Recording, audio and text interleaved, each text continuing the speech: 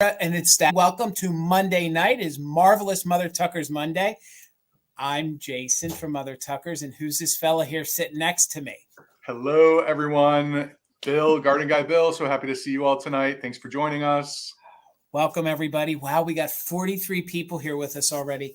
Before we get into it too far, hopefully they're lurking. It was very, very nice this past Sunday to meet Greg and Jen. I met them up at the flea market this weekend, and that was the fabulous table that you saw the footage of over on my Instagram. So hopefully you guys are lurking tonight. It was really, really great to meet you guys. So hopefully you'll say hello in the chat maybe sometime. But nonetheless, thank you guys. It was really great meeting you. So, Bill, before we get into it, did you have a good weekend? Did you have a good day today? I had a great weekend. Well, let's not talk about today. Let's talk about the weekend and not the work day. Yeah, the weekend was great. I got a couple new leads on some new places that I hadn't been to before. So I scored some really interesting things for the people for a later date. And if you saw my recent YouTube video, where I don't want to tell you. Actually, I don't want to tell you what happened in case you haven't seen the video. But problem has been solved. If you know what the problem was in my latest YouTube video, it is now solved. Okay. So that was my weekend, Jason. How about you? I tried to hit the flea market. I did find a few things, but I'm finding that between trying to get up at the market, it's like 5 a.m. until you get there, and then you get home, and then you try to take a nap. It kind of messes up your schedule. So but it's well worth it. It's well worth it because there's nothing like getting up bright and early and heading out to the flea market. Hopefully you find some goodies. So I'm not too proud to say that I took a nice nap today. There is nothing like a good nap. I'll tell you what, there's nothing like a good nap. So, but we got some friends here with us. Let's say hello to some of our friends. And guys, if you're here and you want to shout out, please make sure you say hello in the chat and we'll say hello to you. So our first one here was, wait a minute, because I posted 2 comments. So the very first one here was the very lovely Mary Jo. Hello, Mary Jo. And then Tumbleweed, how are you ladies? It's good to see you. Because then I had posted 2 comments. And then the third one here was Oh To Be Me Too. How are you? Happy Monday. It's my music man. It's Grady Grupo Vintage Recordings. It's always good to see you, Gavin. Hello.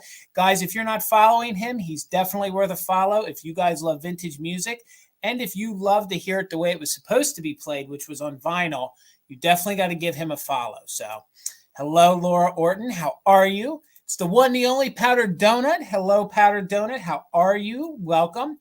We got Virginia with us. How are you, Virginia?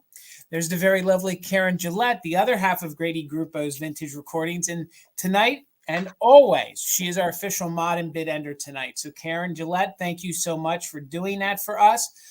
That is the little avatar, that beautiful little flower. So you're going to want to get to learn the lag or get to know the speed of the internet so you'll know who you'll be racing towards. So again, Karen, thank you so much.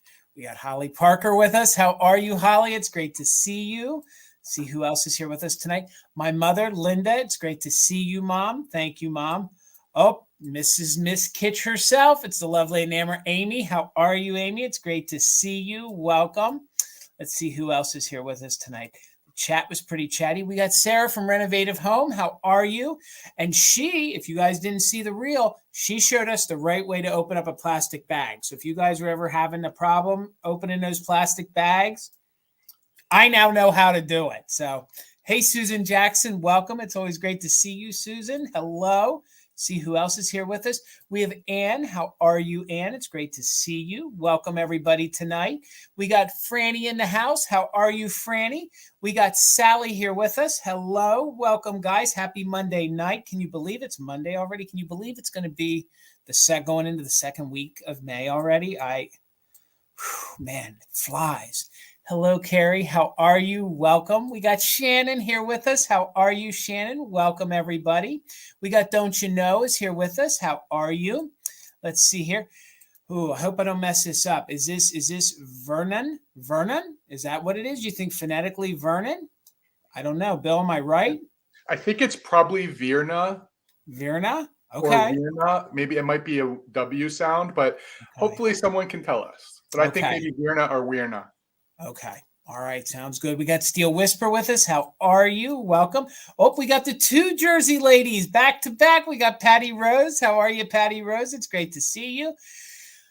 I'm always being watched from upstairs. Tina's always keeping tabs on me. Hello, Tina. How are you? Let's see who else is here with us. Who else? We got Robin with us. How are you, Robin? It's great to see you. It's welcome, everybody. There's Daisy Girl. How are you, Daisy Girl? There's the lovely Cheryl. She's Treasures by the Sea over on Instagram. How are you, Cheryl? It's great to see you. And Bill, did you see the picture of her two pixies? I did. Oh my God, they're really good. Hello, Leslie Newquest. How are you? Welcome. And Leslie, I haven't forgotten about your email. I am going to get back to you about the rabbit. It's not all thrills and chills. I don't know a lot, but I will get you the information that you asked for. So I didn't forget you, Leslie. That is coming. So we got Mary Beth with us. How are you, Mary Beth? Hopefully I say this right. Fill them up. You think that's what that would stand for? Do you think that would Fill in? Because I'm putting you on the spot, Bill. I'm sorry. Oh, it felt good. I was right about Weirna because she just corrected us. Okay. All right. W sound. All right. Rosie Clover, how are you? Welcome, Rosie. Who else is here with us tonight? Guys, we're getting down here near the bottom. There's Lisa. How are you, Lisa? Chris, how are you? My Broom Closet, welcome. Almost forgot Gregory up there. How are you, Gregory? Yes. All right, Greg. That is the Greg and Jess from this weekend. How are you? I'm happy you commented. It was great seeing you on Sunday morning. Let's see who else is here with us. Let's scroll down here. We're getting down here near the bottom. I think I caught everybody. We got Kelly Smith is with us. How are you, Kelly? It's always good to see you. Man, the chat keeps jumping. So I see Rosie Clover again. Oh, don't want to forget you. Hey, Pat. How are you, Pat Robinson? Welcome, Pat. It's always good to see you. Let's see who else is here. We get Little White Quill. How are you? Great to see you tonight. And we're going to get down here near the bottom. We got Renee in the house with us. How are you, Renee? Hello, guys. And then we're down here to the bottom. So, guys, we have almost 90 of you here. Please, please, please, if you could, please give the video a thumbs up. Please make sure you're subscribed to Garden Guy Bill. We need to get Bill to 1,000 subscribers. And again, I just want to thank everybody for the continued support in the community. We did hit our 2,000 subscribers over the weekend, so that feels really, really good to do that. And thank you to everybody that showed us support, continued support. And I did miss really quick here. I missed Clean Look Cleaning Service. How are you? It's great to see you. And again, guys, thank you for getting us over that threshold to 2,000. So feels really good. So Bill, we're going to get you to 1,000 next. I'm saying 1,000 before the 4th. Can we do that before the Christmas? 4th? I'm going for the 4th of July because I'm going to keep rallying. We're going to get you there before the 4th of July. So, all right, gang. Bill, do you want to explain to everyone how it's going to work here tonight in case they're new to us? Yeah, but I just wanted to say our friend from Australia, Phil Imp, is Philomena. Okay. So welcome, Philomena. So good to see so many new people in the chat today. And let me just start with that. If you're someone who is hanging out with us, just watching for whatever reason, entertainment. That's actually how both Jason and I started this. We were watching this for entertainment and because we're interested in vintage. Feel free to engage in the chat.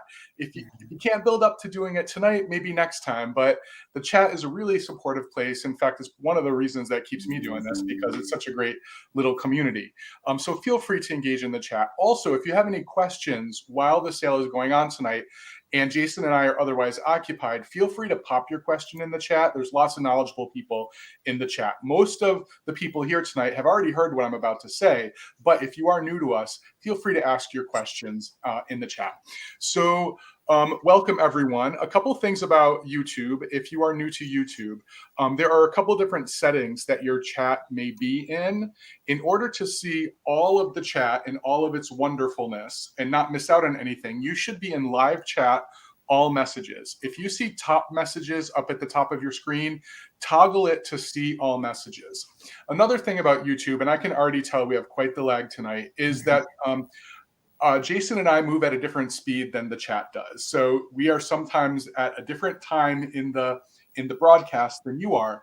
In order to get the best ability to catch up to where we're at, you need to refresh. And the way you refresh YouTube is close the application completely, then come back into the sale through YouTube.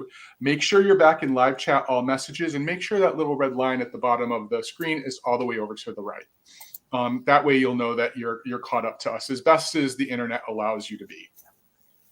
So we are here tonight to offer up 16 rounds of amazing items. We have 12 auction offer up items, and we have four rounds in our lightning round. So the way that this works is we will show you an item.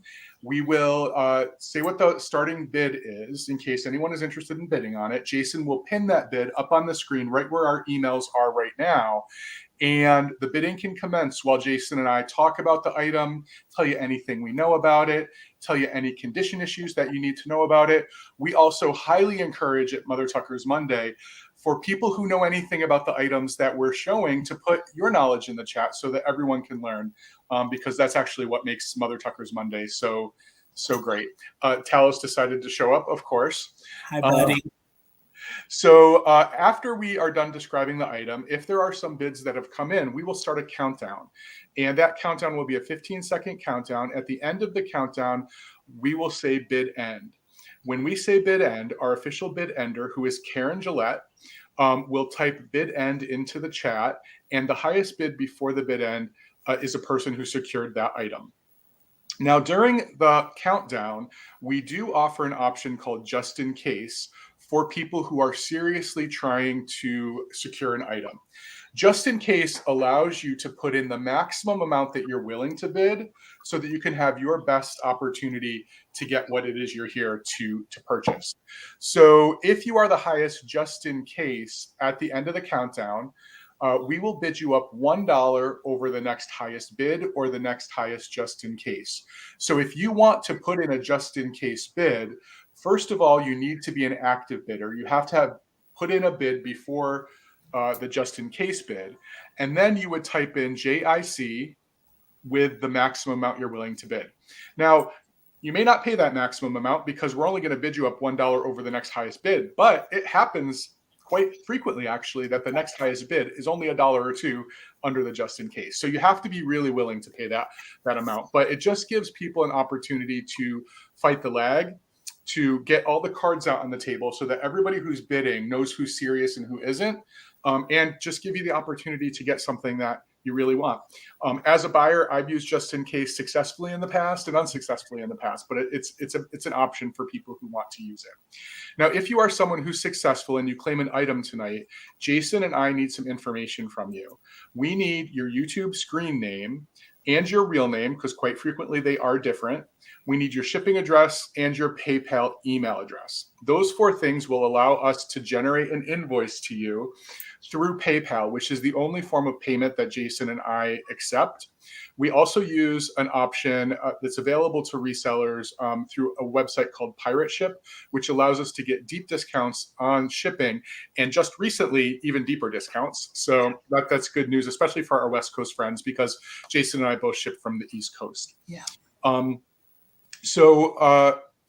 Again, I'm Bill, Garden Guy Bill. That's the name of my shop. I ship from northern New Jersey. I also offer local pickup at the shop, which is also in North Jersey. If you're interested in local pickup, you just need to email me. It's free, or you can DM me on Instagram. And by the way, you don't need to wait to send us your information if you're new to us. Our emails are on the screen right now. You can take a screenshot and you can email Jason and I at the same time with all that information that we needed, just in case you buy from us tonight or in the future, and then you don't have to worry about it. I plan on invoicing and shipping on Wednesday, unless you buy one of the larger pieces tonight, because I've boxes on order that aren't coming until Friday.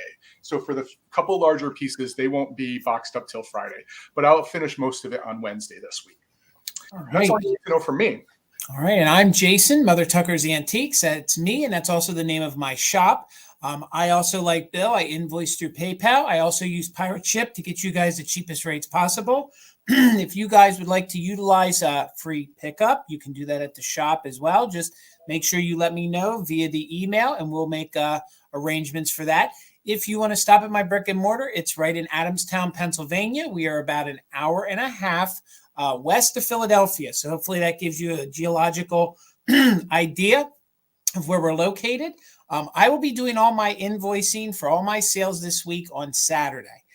So that means if you buy from me on Friday, or even during our pop-up on Instagram, which we'll go over later at the end of the sale this evening. But if you need it a little sooner, just let me know and I can close up that box, get you an invoice. And usually once the invoice is paid, I can get things shipped in 24 hours to you. I think that's pretty much it. Before we get started, there were a few more of our friends that popped in. We'd like to say hello to really quick. So we got Lucinda here. Hello, Lucinda. How are you? We got Linda just popped in. We have Molly, who's in Brimfield. She popped in, Molly. Hopefully you traveled safe. We have Karen Chasing Vintage, who popped in with us. Let me scroll back up here. I saw Bree. How are you, Bree? It's great to see you here tonight. We have our friend Deanna, Northwest Sunshine. So good to have you back active in the chat. It gives me goosebumps to see you. We have Perla here. We have the Cajun Princess here again with us. Welcome. Blythe is joining us. And we have Simply Shenanigans is here with us. And Bill, did I miss anybody? I think. Yeah, I'm just looking. I'm sure we missed people. I'm trying to see. Those were all the ones I had in my head. Okay. Your mom. Oh, Nancy just popped in. Yep, I said hello to Mom earlier, and Nancy just popped in. So Katie's here. Oh, did I miss Vintage Treasure Girl? Oh my God, Katie. I am so sorry, Miss Katie. Hello, Katie. And if you're Carol, did you say Glowy Girl? No, I missed Glowy Girl too. Where did they pop? They must have came in while we were giving the lowdown. So yeah, I'm back pretty far. All right, Glowy Girl, hello, Vintage Treasure Girl, and gang, a couple people in the chat here who also have Instagram accounts. Please make sure you're following, for example, Katie, Vintage Treasure Girl. We got to get her to 10,000. She's like right there. She's right there near 10,000. I'm trying to think who else. Please follow Two Good Friends over there. That is Molly in the chat. She also is a reseller over on Instagram. And I'm trying to think if we missed anybody else. You can't miss me. No, I can't, because there's Miss Glowy Girl. It's always great to see you. Hello, Glowy Girl. All right, Bill, I got about 115 folks here. Are you ready to start us off? I am, and a couple people have already messaged me about what's going on here. You all know I'm a gardener, so it's windy up here on the mountain. So even if we have a little sun and I'm only out for a little bit, that wind just creates this on my Irish complexion. So get used to this. It's what you're going to see all summer. And when I'm wearing my sunglasses, I actually kind of look like a little raccoon right now. I get the same thing, Bill. I get the same thing. So yeah. And then you'll start seeing my hands get all cut up, but it's gardening season. So I got to be out there. So speaking of gardens, these are kind of garden related themes. I have a choice for $14, Jason. And I have some really kitschy. My whole thing tonight is I was trying to cover every decade from 1900 through the 70s, and I think I did it. So I've got some really cool salt and pepper shakers, one set from the 50s, one set from the 70s. I have these really great owl salt and pepper shakers, which are by the Lego. A lot of people say Lego company, but it's a company named after Leo Goldman. So I think it's supposed to be Lego, but it has original stickers and the original stamp on the bottom with the original stoppers. I don't think they've ever been used because the sticker is still over the stopper. And these owl salt and pepper shakers are a good size. They're 4 inches tall. And they're in great condition. No chips, no cracks. A lot of the salt and pepper shakers I'm bringing tonight and in the future weeks came from a collector. So this is someone who had these on shelves, maybe behind glass. But I just love this daisy look in their eyes. Just so cute. I love salt and pepper shakers that are labeled S&P. Yes. Love the S&P salt and pepper shakers. And again, really, really beautiful. If this sort of late 60s, 70s color and vibe is what you're going for, just really kitschy cute. And I think they did a whole series, Bill. I think they have like a napkin holder. Set. Yep, there are canisters. Yep. And they also did that with something, I think I'll remember what it is. The second set I have are the classic Menschik Goldman MG 1950s beehive and bee salt and pepper shakers. Now you may be familiar with this company as well, because there's a nice stamp and sticker on the bottom of one of them, stamp on this one, original stoppers. This company also made these in other colors. There's a pink, there's a blue, and there's a set of measuring cups. So the measuring cups are the same beehive, which is a little bit bigger, and each level of the beehive is a different measuring cup, and they stack, which is really, really cool. I love these. This is the second choice. So I'm trying to cover the 1950s and the 1970s in this round. Let me just get them up on the board so you can see what the choices are. And those salt and pepper shakers are 2 inches tall. They're much smaller, but for the bee lovers, we all should be bee lovers, by the way. They need our help. When usually those beehives, they're always chipped because those bees are so susceptible to getting chipped up. Yeah, I've gotten really picky with the salt and pepper shakers lately, Jason. I just have to have ones that are not chipped up anymore, just because, at some point people are going to, want the good ones in their collection. So we're looking for 19 now on choice for the Beehive Menschik Goldman 1950 salt and pepper shakers, or the Lego Owl 1970s, probably late 1960s, 1970s. That's when that company was most active in Japan, and then they moved to Korea later. So I'm going to go ahead and start the countdown. If you are an active bidder, feel free to use a just in case so you can secure your choice of these awesome shakers. 15, 14, 13, 12, 11, 10, 9, 8, 7, 6, 5, 4, 3, 2, 1. Bid end. How in the world can a person choose between those two epic sets of shakers? Don't they look good together, though? They do. Yeah. They do. Man, the lag is real tonight, guys. Bear with us. There's the bid end. There is the bid end. So it looked like the high bid before the bid end was way back here. It was Lucinda at 18, but then Robin came in with a just in case of 27. So Robin, for 19, let me know if you would like the owls or the beehives or both.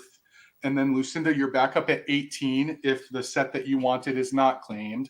And then Anne, if the owls are still left at 16, you have the next highest bid. So just waiting for Robin.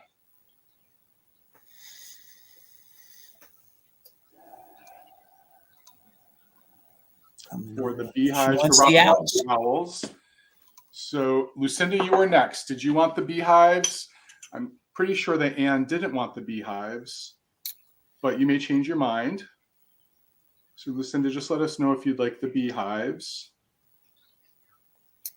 And then after Anne, you'd be back to Robin anyway. So Lucinda said pass. So we're good. Okay, thank you so much. All right, guys. All right, my first items tonight, they're going to be choice at $14, and they're choice on some ladies.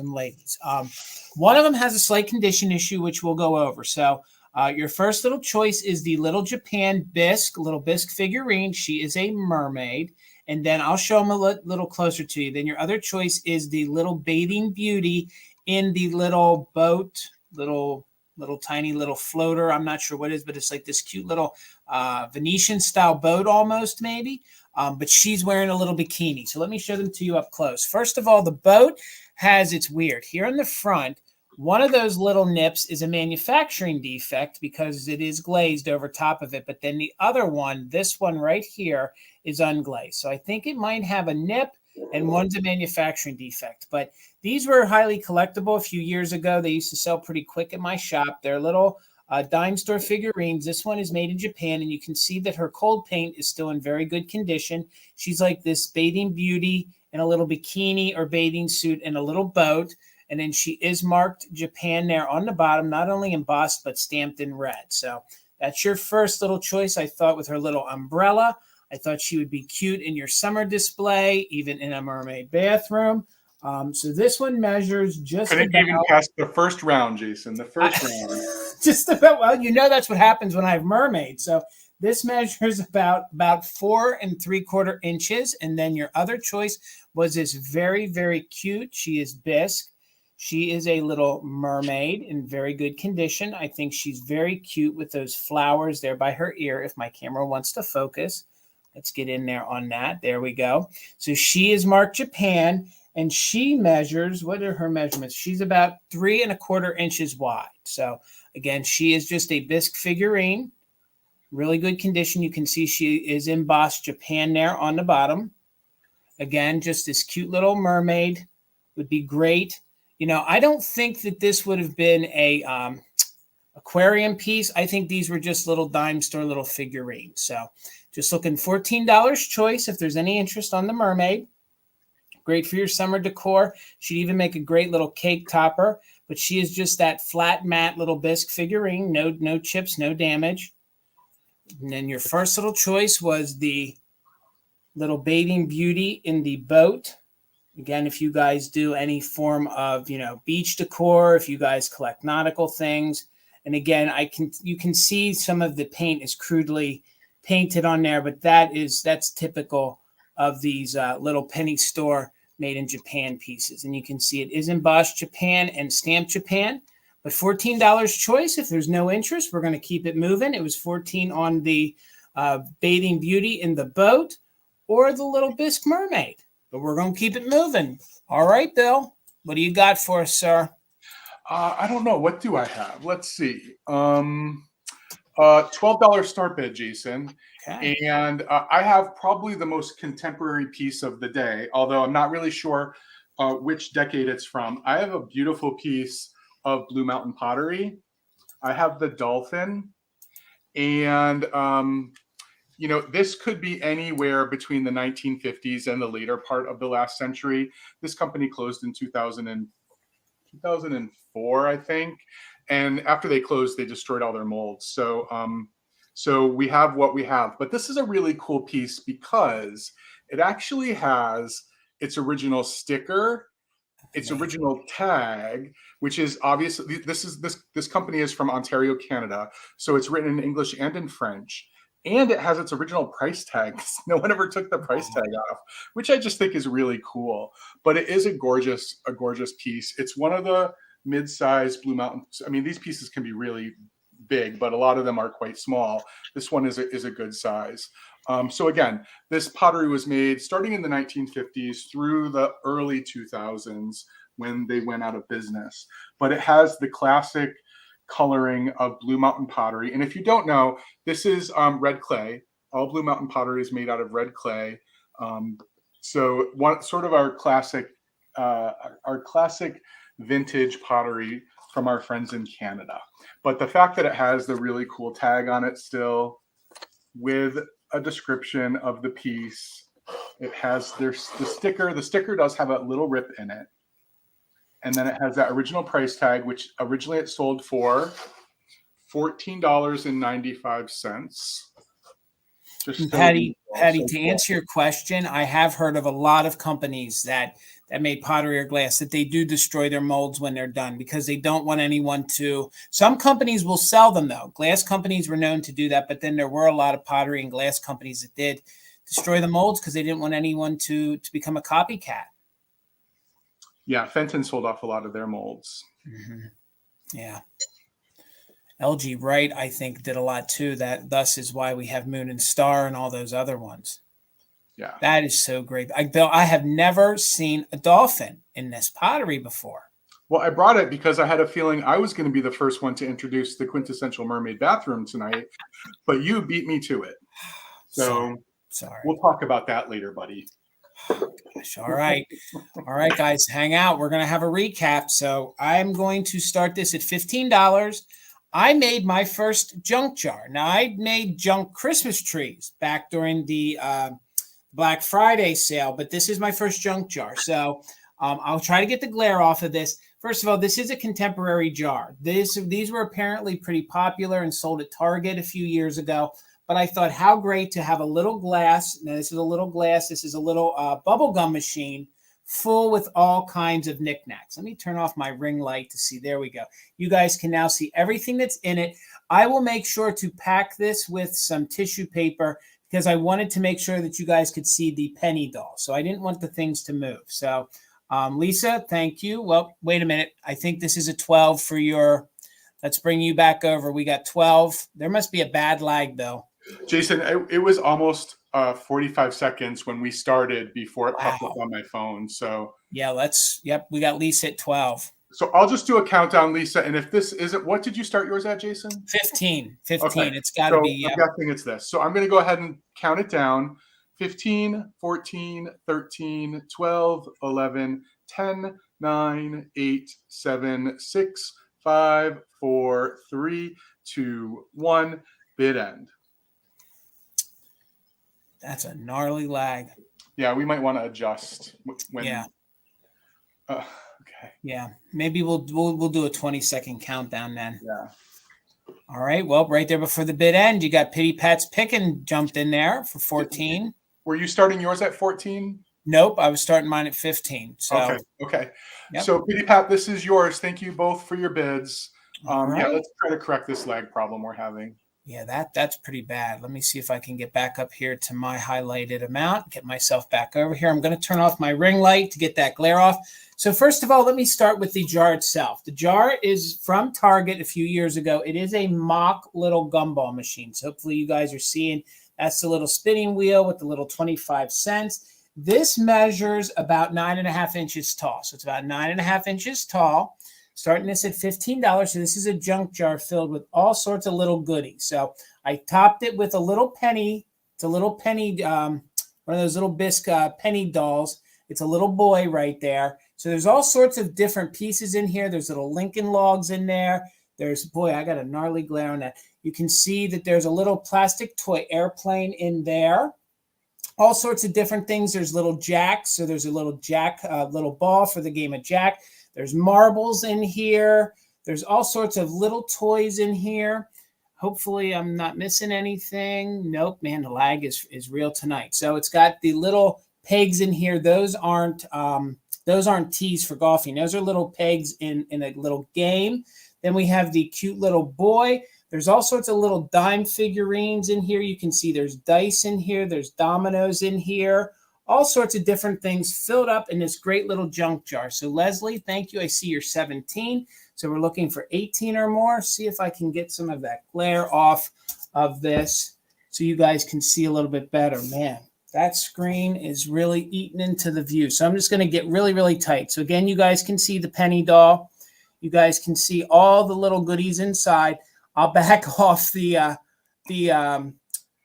camera in a second. You can see there's actually checkers in there. There's little plastic animals in there. There's marbles in there. None of these marbles glow. There's little finger puppets. That little white thing right there, that's actually a little plastic toy finger puppet.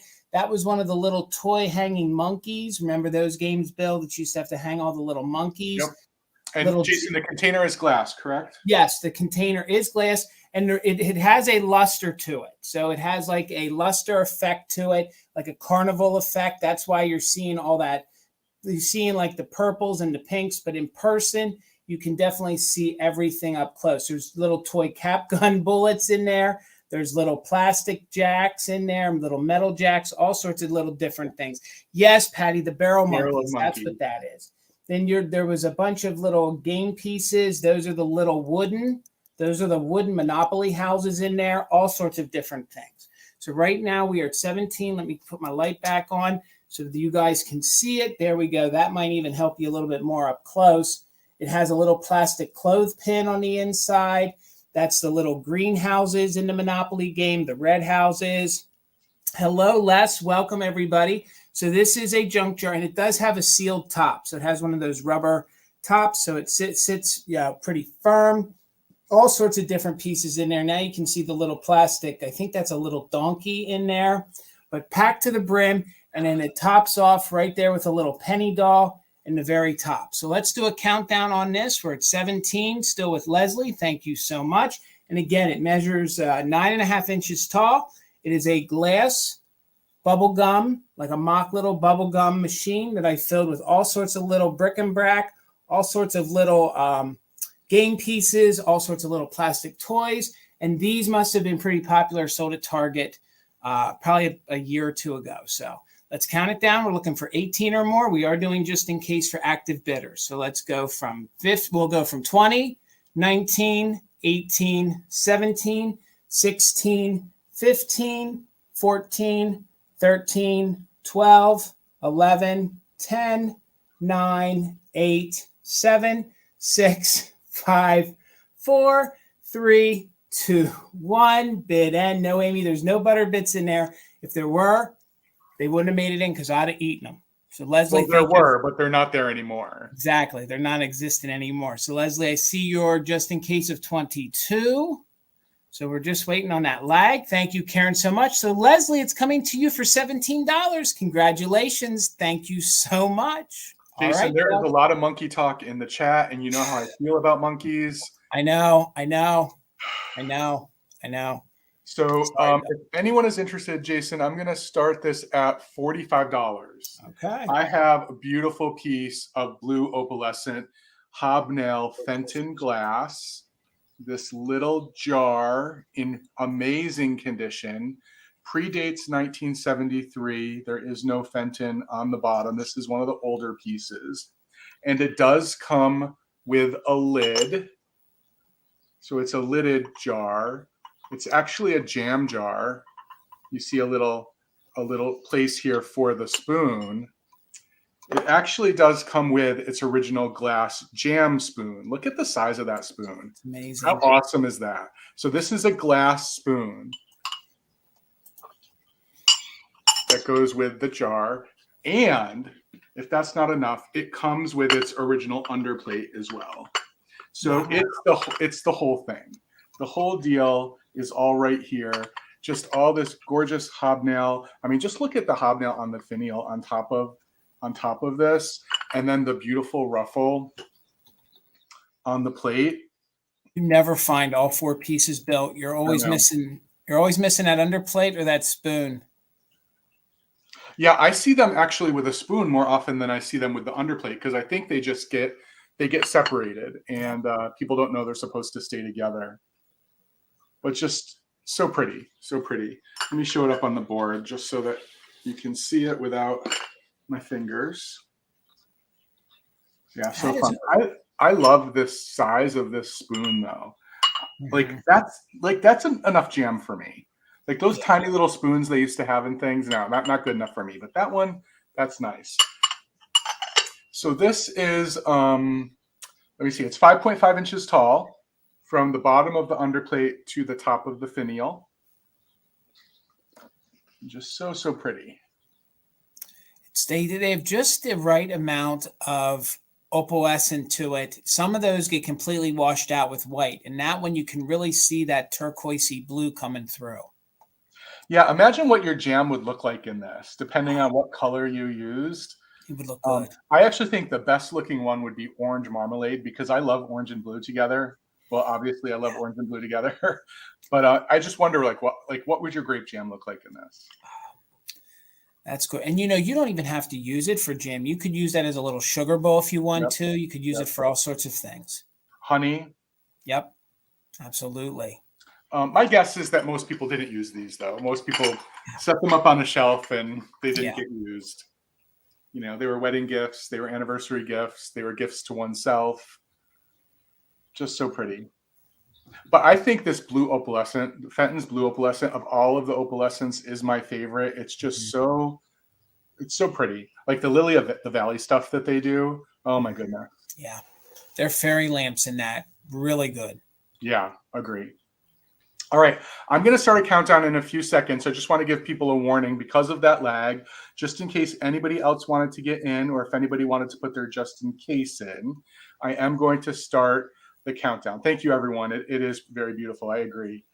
So 20, 19, 18, 17, 16, 15, 14, 13, 12, 11, 10, 9, 8, 7, 6, 5, 4, 3, 2, 1. Bid end. Hopefully we're going slow enough. Guess we'll find out. Yeah, this is a bad lag tonight. Sorry, guys. We'll get through it. Look how good it looks with the milk glass back there, Jason. I know. Okay, so there is the bid end. So Patsy came in with a bid of 49 and then a just in case of 57. So Patsy, you didn't need your just in case. Congratulations. It's yours for $49. Congratulations, Patsy. All right, my next item is going to start at $18. And I have I have an early piece of milk glass. Now, This pattern, I think later was reintroduced by Westmoreland, but this is the original milk glass. I can tell from the back, of course, it's not stamped Westmoreland, but they would always hand paint this milk glass. And to find these cats with this style plate, with this much paint on, is really, really hard to find. Never. It is very hard to even find it that they even resemble the cats anymore. So, and I've sold this a lot of times with a lot more, wear than this. So if you guys love cats, if you love antique milk glass, this would be for you. So the diameter of this, let me tell you, the diameter is 7 inches around. So you can tell, if I can get the light to hit it, you can see the ring of fire up here on the top of the milk glass. You can see, of course, the gray cat, the white cat, the black one, even those cherries on the cherry branch, plus all of the blue paint all the way around this lattice or lace style effect to the plate is just amazing. Here's the back of it. A lot of times these would receive gnarly little chips on the back. There's no damage at all on the back of this. Thank you, Glowy Girl, for 18. Again, if you guys love antique milk glass, this is a pretty nostalgic, pretty known plate. But again, a lot of times they end up just being all white milk glass because all this paint gets completely worn off. So Jason, I didn't even know there was that cherries design on the plate. I've never seen any paint on the plate before. Like I've said, Bill, I have sold these where literally you're better off cleaning all that paint off than to let it on. And I've had them where the cats were all completely white. The fact that, and let me double check, I don't know that the eyes don't glow, but this is the way they all would have been. Now, there were some variations. They didn't all have the cherries there, so there'd be variations. But usually the cats in this sculpt, and I think they also did it in like a clam broth, like a clam style glass. But I've always more seen them from the old milk glass ones. And usually they're always painted in this color scheme of the gray, the white, and the black. So now you guys have seen this. Like I said, Westmoreland later, had this same pattern because this is, pressed. This is from a mold. So they then did make their slag version. They made their milk glass version. They made all sorts of different. I even think they did I think they even did like a pink back in the day. They did all sorts of different ones, but this is the original one from the original mold of the early American pressed glass. This is milk glass. And we'll show you on the back here. See if you can see the ring of fire up here. So you can see the clear part of the milk glass. And again, there is a little roughness in here. That's normal for antique milk glass, but no major chips, no major issues. Thank you all for the bids. We're with Patty Rose at 21. Again, it is 7 inches in diameter, and the cold paint on this is actually in really good condition. So we're going to start a countdown just in case for active bidders, and we're going to go slow to beat that lag. So we're at 21, looking for 22. Let's go 20, 19, 18, 17, 16, 15, 14, 13, 12, 11, 10, 9, 8, 7, 6, 5, 4, 3, 2, 1. Bid end. We're at 21 with Patty Rose. Looking for 22 or more, or the bid end from Karen Gillette. Thank you, Karen, for being our bid ender on the antique painted milk glass. And I got to tell you, that's probably one of the best ones I've ever offered. I've never seen one in that good condition. Yeah, somebody really loved this. Oh, and again, this is blue. I didn't tell you guys that's a blue. So there's the bid end. I was just going to say, Jeffrey finds these all the time too. He kind of focuses on them, and I've never seen him find one that's in that good condition. No, I know this one was in a cupboard for a long time, I'm sure. So Patty Rose had a 21. Glowy Girl had just in case of 26. So Glowy Girl, congratulations. It's coming to you for $22. Thank you so much. All right, Bill. $14, Jason, and I have some beautiful pottery from one of our favorite mid-century companies. This is probably late 40s, early 50s. I have this Royal Copley Rooster in the amazing glaze we expect from Royal Copley. Oh, I love these. No chips, no cracks, no paint loss, in really, really great condition. Even the base is in really good condition. And the rooster is 7 inches tall. But for that price, you're not just getting the rooster, you're also going to get the chicken that comes along, because these were made in a set. And more frequently, you see these as planters. but there was the figurine version of these.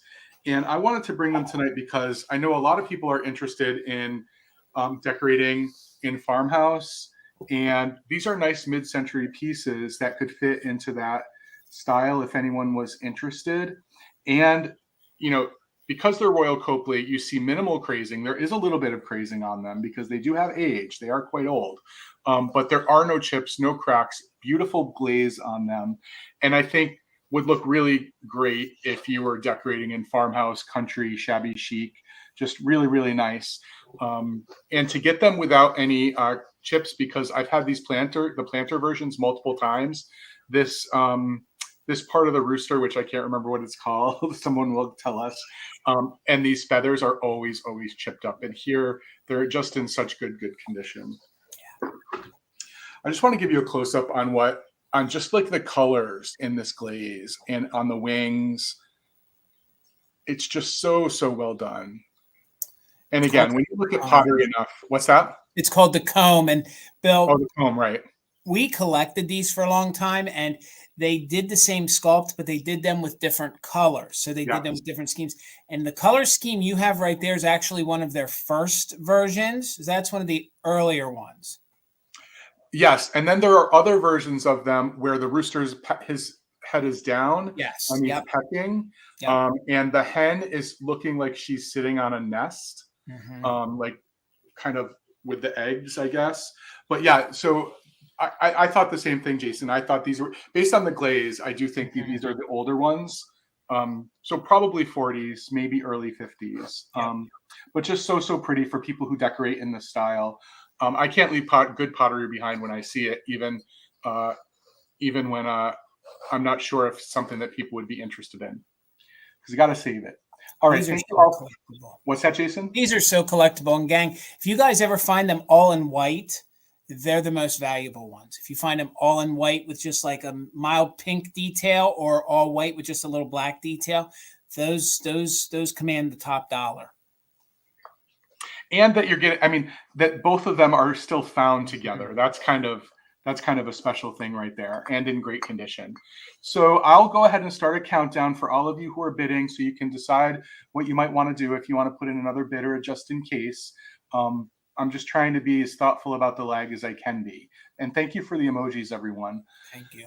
So we're looking for 33 or more, 15, 14, 20, 19, 18, 17, 16, 15, 14, 13, 12, 11, 10, 9, 8, 7, 6, 5, 4, 3, 2, 1. Bid end. Hi, Mary. Good to see you. All right, there's Lucinda with a just in case of 40. And you're getting them both, guys. There's the bid end, and there's Robin's just in case of 51. So thank you, everyone. Robin, these are yours for 41. Thank you so much. They're really, really lovely. Congratulations. All right, guys, with almost 150 of you here, please make sure you're following my friend, Garden Guy Bill. The links to his Instagram and his YouTube are in the description. So, and gang, please also consider giving me a follow. We did hit our 2K. Again, thank you for all your support. So my next item is going to start at $40. And if you guys know your Fenton, you know how desirable the jadeite color is. They actually called it by another name, and I'm drawing a blank right now. But we always called it jadeite. They called it something else. So Fenton had their own name. Of course, they wouldn't use jadeite. But this is their trumpet. This is their trumpet vase. They came in 3 sizes. This is the middle size, and it measures 5.5 inches tall, and it measures about 5.5 across. So the larger one, and then there's a smaller one. So if you guys know what this is, you guys know that this is very collectible. It is stamped Fenton right there on the bottom. Very good condition. If you guys love your glass that glows, this one really glows. So there you go. You can see the glow on that is amazing. Look at that glow coming through those hobnails. Again, this is a Fenton piece. It is stamped Fenton, so we know that it is after 1971. This gorgeous piece of jadeite. It is their trumpet vase. Very good condition. There's no chips. There's no cracks at all to it. It does have the ruffled top. These are very collectible. You could get all sorts of different colors. You could do a rainbow effect. So we're just starting this at $40. I don't find this color that often. I've been fortunate enough to have it one or two other times. But if you guys saw, I had that pastel Fenton. This came with that. So this is my last piece that I have to offer from that grouping. And if you guys want a piece of jadeite, which I think looks really good in your spring decor, especially all summer, these make great vases, especially this great green is even good at Christmas time. So we're just starting at $40. There's no chips. There's no cracks. It is stamped Fenton right there on the bottom. And if you guys love a good piece of glass that glows, this one definitely glows like the Dickens. Get in on that so you guys can see. So again, all I can think is hot fudge sundae, Jason. Oh, man. And again, you guys, at $40, that's a great start price. This looks great with your milk glass. This looks great with all the other pastel colors that Fenton did. Oh, goodness. I keep watching the chat. I'm hoping somebody remembers what Fenton called it. I tried to find it. I can't remember. It's bothering me. Oh, I know. And I know we always called it jadeite, but then one of us, and they've said it in the community a couple times, but I know that if you go into a Fenton collector, they always call it by. Is it lapis? Is it lapis? LAPIS? It might be. It might be. It's an odd name, but it's easier to just call it by, jadeite, because that's basically what the color is. So let me get in real close so you guys can see the yumminess of this. There's no major issues to it. I don't know that water has been in it, so there's no hard water stains. There's not even any, straw marks on this. So look at that hobnail. And again, let me show you how it glows. Yeah, I've always called it by jadeite too, but I knew that there was a name that they called it by. So if you love the fact that it glows, and gang, you can see the size of it. Please remember, this is the medium size. They did make a larger one. So it's 5.5 inches tall by 5.5 across. So we're going to do a countdown on this. We're looking for 41 or more. Right now we're with 40 with Robin. Thank you guys so much. Let's do a slow countdown. We are doing just in case for active bidders. So we'll go from 20, 19, 18, 17, 16, 15, 14, 13, 12, 11, 10, 9, 8, 7, 6, 5, 4, 3, 2, 1. Bid end. We're looking for 41 or more, or the bid end. Robin, you got it right now at 40. Thank you so much. This is just a great starter piece. You guys, they did make a few other pieces in this color, and it looks great with your Fire King jadeite. All right, Robin, you didn't need it. Congratulations, Robin. It's coming to you for $40. Congrats. Yeah, Tammy, I think you're right. I think it is just jade, not yes. Jadeite. Okay. All right. I think that's what Fenton said was jade. All right, Jason, I have choice for 15, and I have a couple lovely early last century ceramic pieces. This little bowl, this is a Nippon piece, Nippon, Japan. This little bowl, which has a lid, and the lid has a hole in it, so we know it's a hair receiver. And this one has this beautiful rose pattern. The roses are in 3 different colors. And the painting is raised, like this nice, beautiful green rim around the top. Those white dots are raised. And then there's the beautiful gold detail as well. This hair receiver is 3 inches tall. So this is the first choice. No chips, no cracks. These came from a collection that I got recently from one of my sources, a Victorian home where the woman was collecting a lot of sort of dresser and vanity items, and she passed away. This was her collection. The second hair receiver I have is marked Japan on the bottom, and it's sort of in this, what do we call this? It starts with an N, not Nippon, but Noritake sort of look. This one is also in great condition, but I would point out to anybody who's interested is that there is a little bit of a paint rub here and then a little scuff here, but given their age, they're just in amazing condition. And I love the color on the top of this particular one and all of the florals. And this one's a little bit smaller. This one is 2.5 inches tall. And I don't know a lot about hair receivers. I do know that obviously people collected their hair in them, and oftentimes women would collect their hair to put them in little bags so that they could use those little bags to give volume to their hairdos. They would tuck it under their hair to kind of get their hair big. But I know they used the hair for pin cushions, and they even made hair jewelry and it framed hair art. So lots of different uses for these, but just some old, beautiful pieces of ceramic that have been around for a really long time. And I imagine you could think of other more contemporary uses for these if someone did want them, but didn't want to just display them, wanted to use them for something. They make great little pin jars. You know what I mean? They make great little pin jars. They make great little jewelry catchers, you know, next to your bed in the bill. The fact that you have 2 of them and the lids are not damaged, those lids always find them, and they're glued from underneath because they got broke. Oh, Jason, I don't know the woman who owned these, but based on the descriptions and based on the items I saw come out of her estate, nobody touched these other than her for 80 or 90 years. Like, nobody touched them. They were prized possessions. But just look at the rose detail on the top here, and the fact that there are 3 different colors of roses, so beautiful. And then I love these landscapes. These are just so like beginning of the Deco period, when they were, I mean, there's Roseville that actually looks like these sort of landscapes. Just so pretty. It's like a yellow brick road. That one right there, it's like the little yellow brick road right there.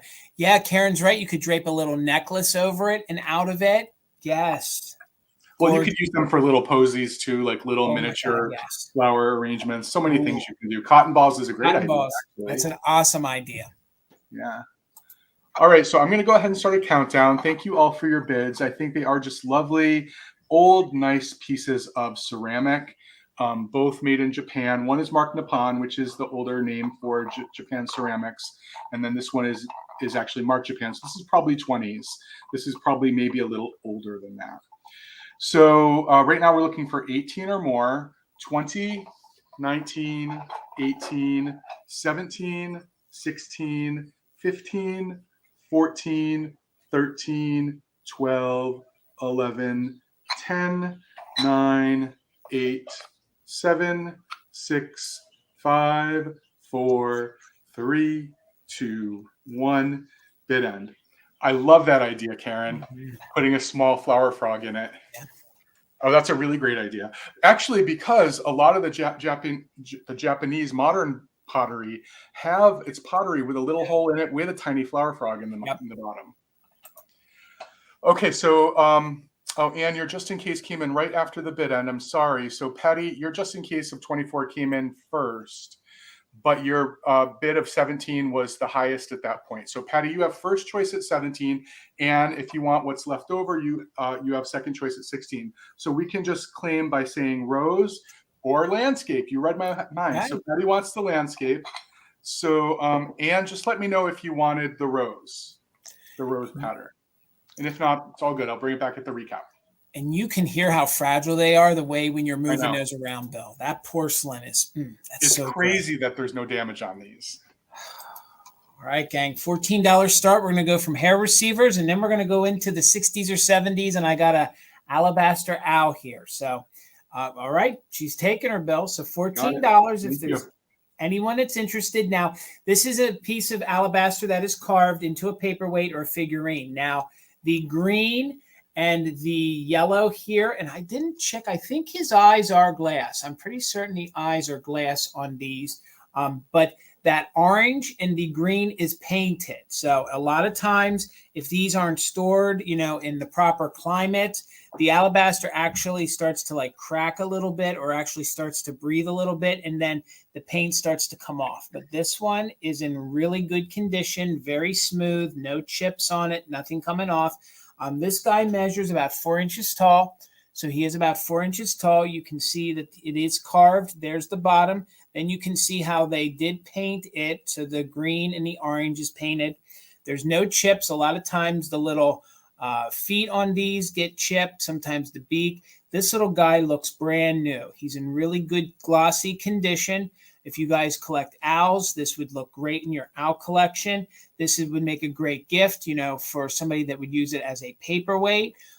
Also looks great in your mid-century decor. And I don't know, I didn't check if the eyes glow. No, we don't have any glow to anything on that. And he's a nice size. He's a real nice size. Let me get in on that so you guys can see all the great details. You can see the vein effect to the alabaster.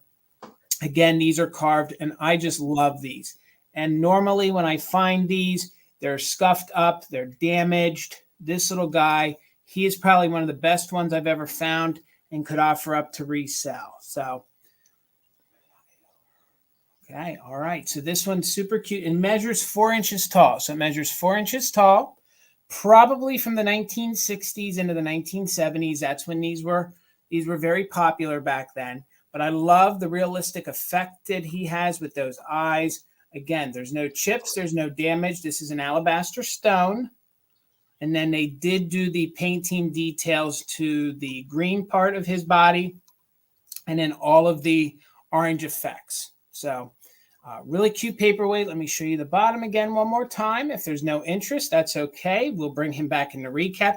And please keep in mind, he is weighty. So if we're shipping him, he does have a nice weight to him. He is probably, I don't know. I'm never a good judge. That's why I have a scale. Maybe a pound, half of, I don't know.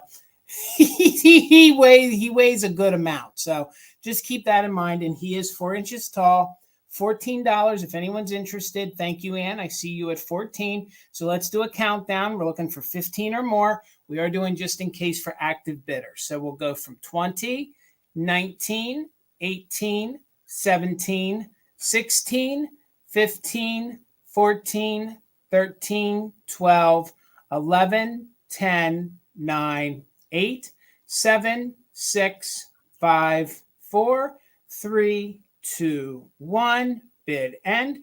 Looking for 15 or more. The bid end. Thank you, Karen, so much. Guys, if you're not following her husband, Grady Gruppo's Vintage Recordings, please make sure you're following him. He has a great YouTube channel. Please make sure you're following Garden Guy Bill.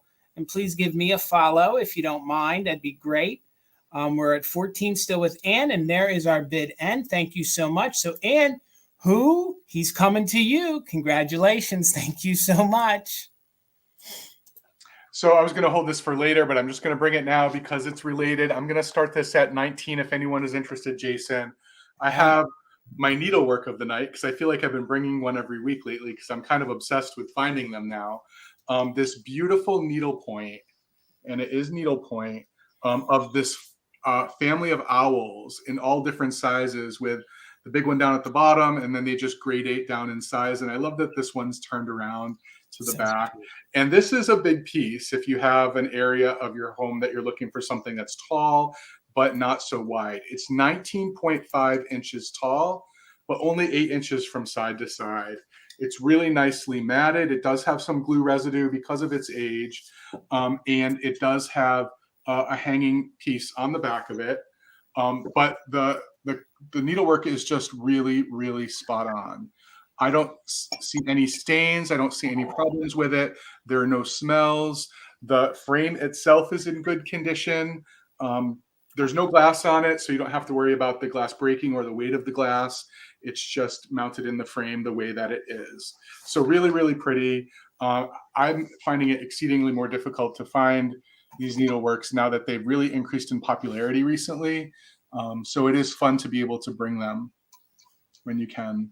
And I actually love that they use these color greens for the branch because obviously the owls are brown. So, brown branches probably wouldn't have been a good choice. So really, really pretty. So good. If you guys do your boho, but if you do your mid-century, this is a great, goes with either or. Or if you just decorate with nature-related things as well. Like I have a room in my house that just has, nature things. We have framed ferns and things like that. Just so pretty. All right, thank you all for your bids. I'm going to go ahead and start a countdown in a few seconds. So just consider if you want to get another bid in or just in case, because I'm really trying to be mindful of the lag tonight, everyone.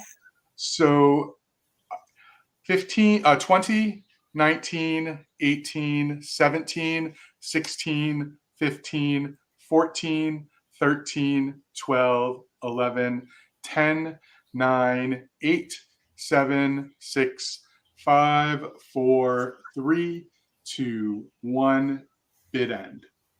Yes, Patsy, I saw your request. I wrote it down. So we're all set. Thank you so much. That's so kind. Oop, this is where the just in case. Check my phone. Yep. All right. Okay, so there is the bid end. Trendlin had a bid of 45, then a just in case of 50. Lucinda came in with a just in case of 50. So this will go to the first just in case of 50 for 50, and that is Trendlin. Congratulations. All right. And Bill, you did see the chat between. Yep, Okay. I'm all set. Yep. Thank All you right, both. Pat.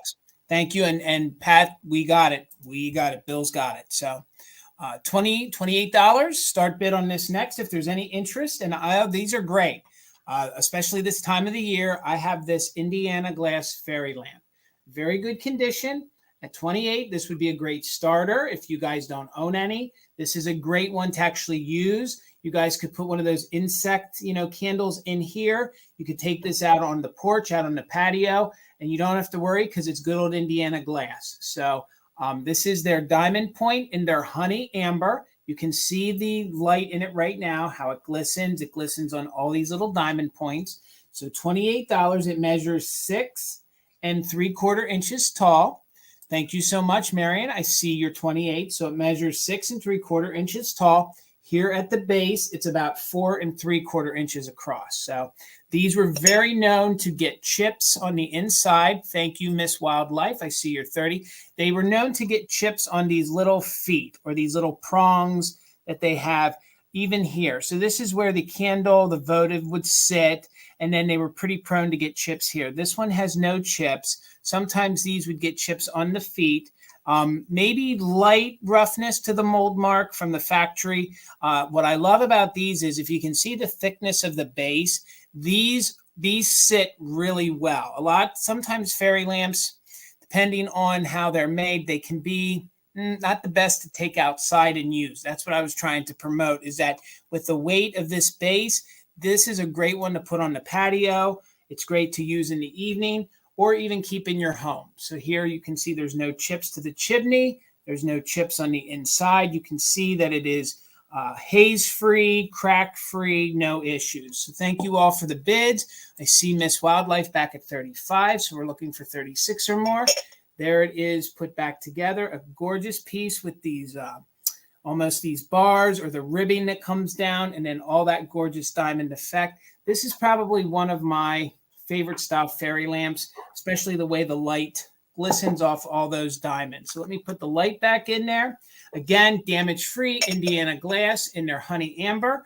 We're at 35. We're looking for 36 or more. Robin, I see you're 36. We're looking for 37 or more. Let's start a countdown. We're doing just in case for active bidders. So we'll go from 20, 19, 18, 17, 16, 15, 14, 13, 12, 11, 10, 9, 8, 7, 6, 5, 4, 3, 2, 1.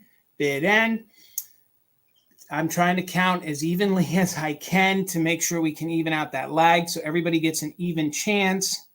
Sorry for that lag. Miss Wildlife, some of the just in case of 45. Just waiting on that bid end on the Indiana glass. This is the diamond point in the honey amber. Fairy lamp, very good condition with no damage. There's the bid end. So we got Robin Watson with a just in case of 51. So Robin, since Miss Wildlife had a just in case of 45, you get it for 46. All right, Robin. Thank you so much. Thank you all for the bids. Thank you so much. Jason, this goes to show that sometimes when you think something is starting to fall out of fashion, that you're wrong. And, gosh, I'm sitting on so many fairy lamps. We might start seeing some more. I love them. And this is the best time of the year because, guys, you can actually use them again. That's what I love about them. Get them outside. Yeah, that's the thing. They're great outside. So, Miss Wildlife, thank you. I saw that you received your package. Thanks for letting me know. I'm always happy when people tell me that their items arrive safely. So, Jason, this is going to start at $12, and I have some mid-century glass. I have this beautiful orange vase with this gold detailing with an Asian motif on the bottom of it. I've had it back here sitting with my bittersweet for a while, intending to bring it, but tonight was just the night it felt right because since I'm doing the decades, I wanted to have something reminiscent that's very mid-century, but just look at this lovely gold pattern. It is in really great condition. There are no chips or cracks. I don't know if it's ever been used as a vase, but it certainly could be. And do I know the manufacturer 100% with 100% certainty? I don't. But there are quite a few people online who say this is a Bartlett Collins, but I don't know. Do you know that to be true, Jason? Yeah, because of the sculpt. It's because of the sculpt of the vase. Yep. And they actually did a series with this Asian motif, this Asian, very Chinese style motif. Yep. It's Bartlett Collins. So because I'm always cautious when it comes to that thing, another deal of the day if anyone wants to grab it, because that is a very well-known glass company from the mid-century. But I just love the detailing, and the paint is in great condition. So this is, I believe, this is painted orange from the inside. So I think it's clear glass painted orange from the inside, and then the gold is what's painted on the outside of it. And it is a nice size as well. It is 8.5 inches tall. But if you're someone who likes to decorate or entertain with really classic mid-century lines and motifs, because Asian motifs were so popular in the mid-century, this is a great little vase to pick up. Bill, usually that gold is always missing. I know. That gold is completely gone. These are so great. Yeah, it's in really, really nice condition. I think a lot of times people would put these in the dishwasher just to get them clean from the inside, and that was never good for the gold leaf paint. All right, so thank you for the bids. I see a couple coming in. So I'm going to start a countdown. So if anyone else is interested, now is the time to either put in a bid or just in case if you're an active bidder. Again, it is 8.5 inches tall and most likely or certainly Bartlett Collins. And that's a pagoda, right, Bill? There's a pagoda on there? Okay. Yep. Pagoda, then some trees, then a little bridge over to an island with another pagoda on it, and then some more trees. Just so pretty. So 20, 19, 18, 17, 16, 15, 14, 13, 12, 11, 10, 9, 8, 7, 6, 5, 4, 3, 2, 1, bid end.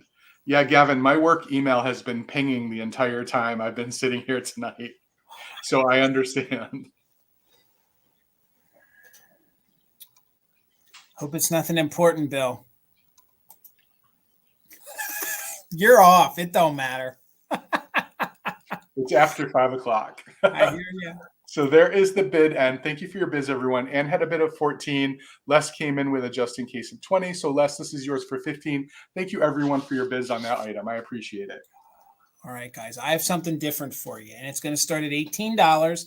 I know a lot of you guys love to collect some artwork, and I know that you guys love flapper girls or very 1920s, 1930s style pinup girls. So I have this gorgeous, if we can get the glare off of it. This is a signed, one of a kind. The artist, I don't think, is all that well known. We probably think this is from the 1950s due to the style of frame that it is in. And it is actually a pen drawing of this gorgeous girl. It is signed down here on the bottom, and it is signed by a Maria Hogg.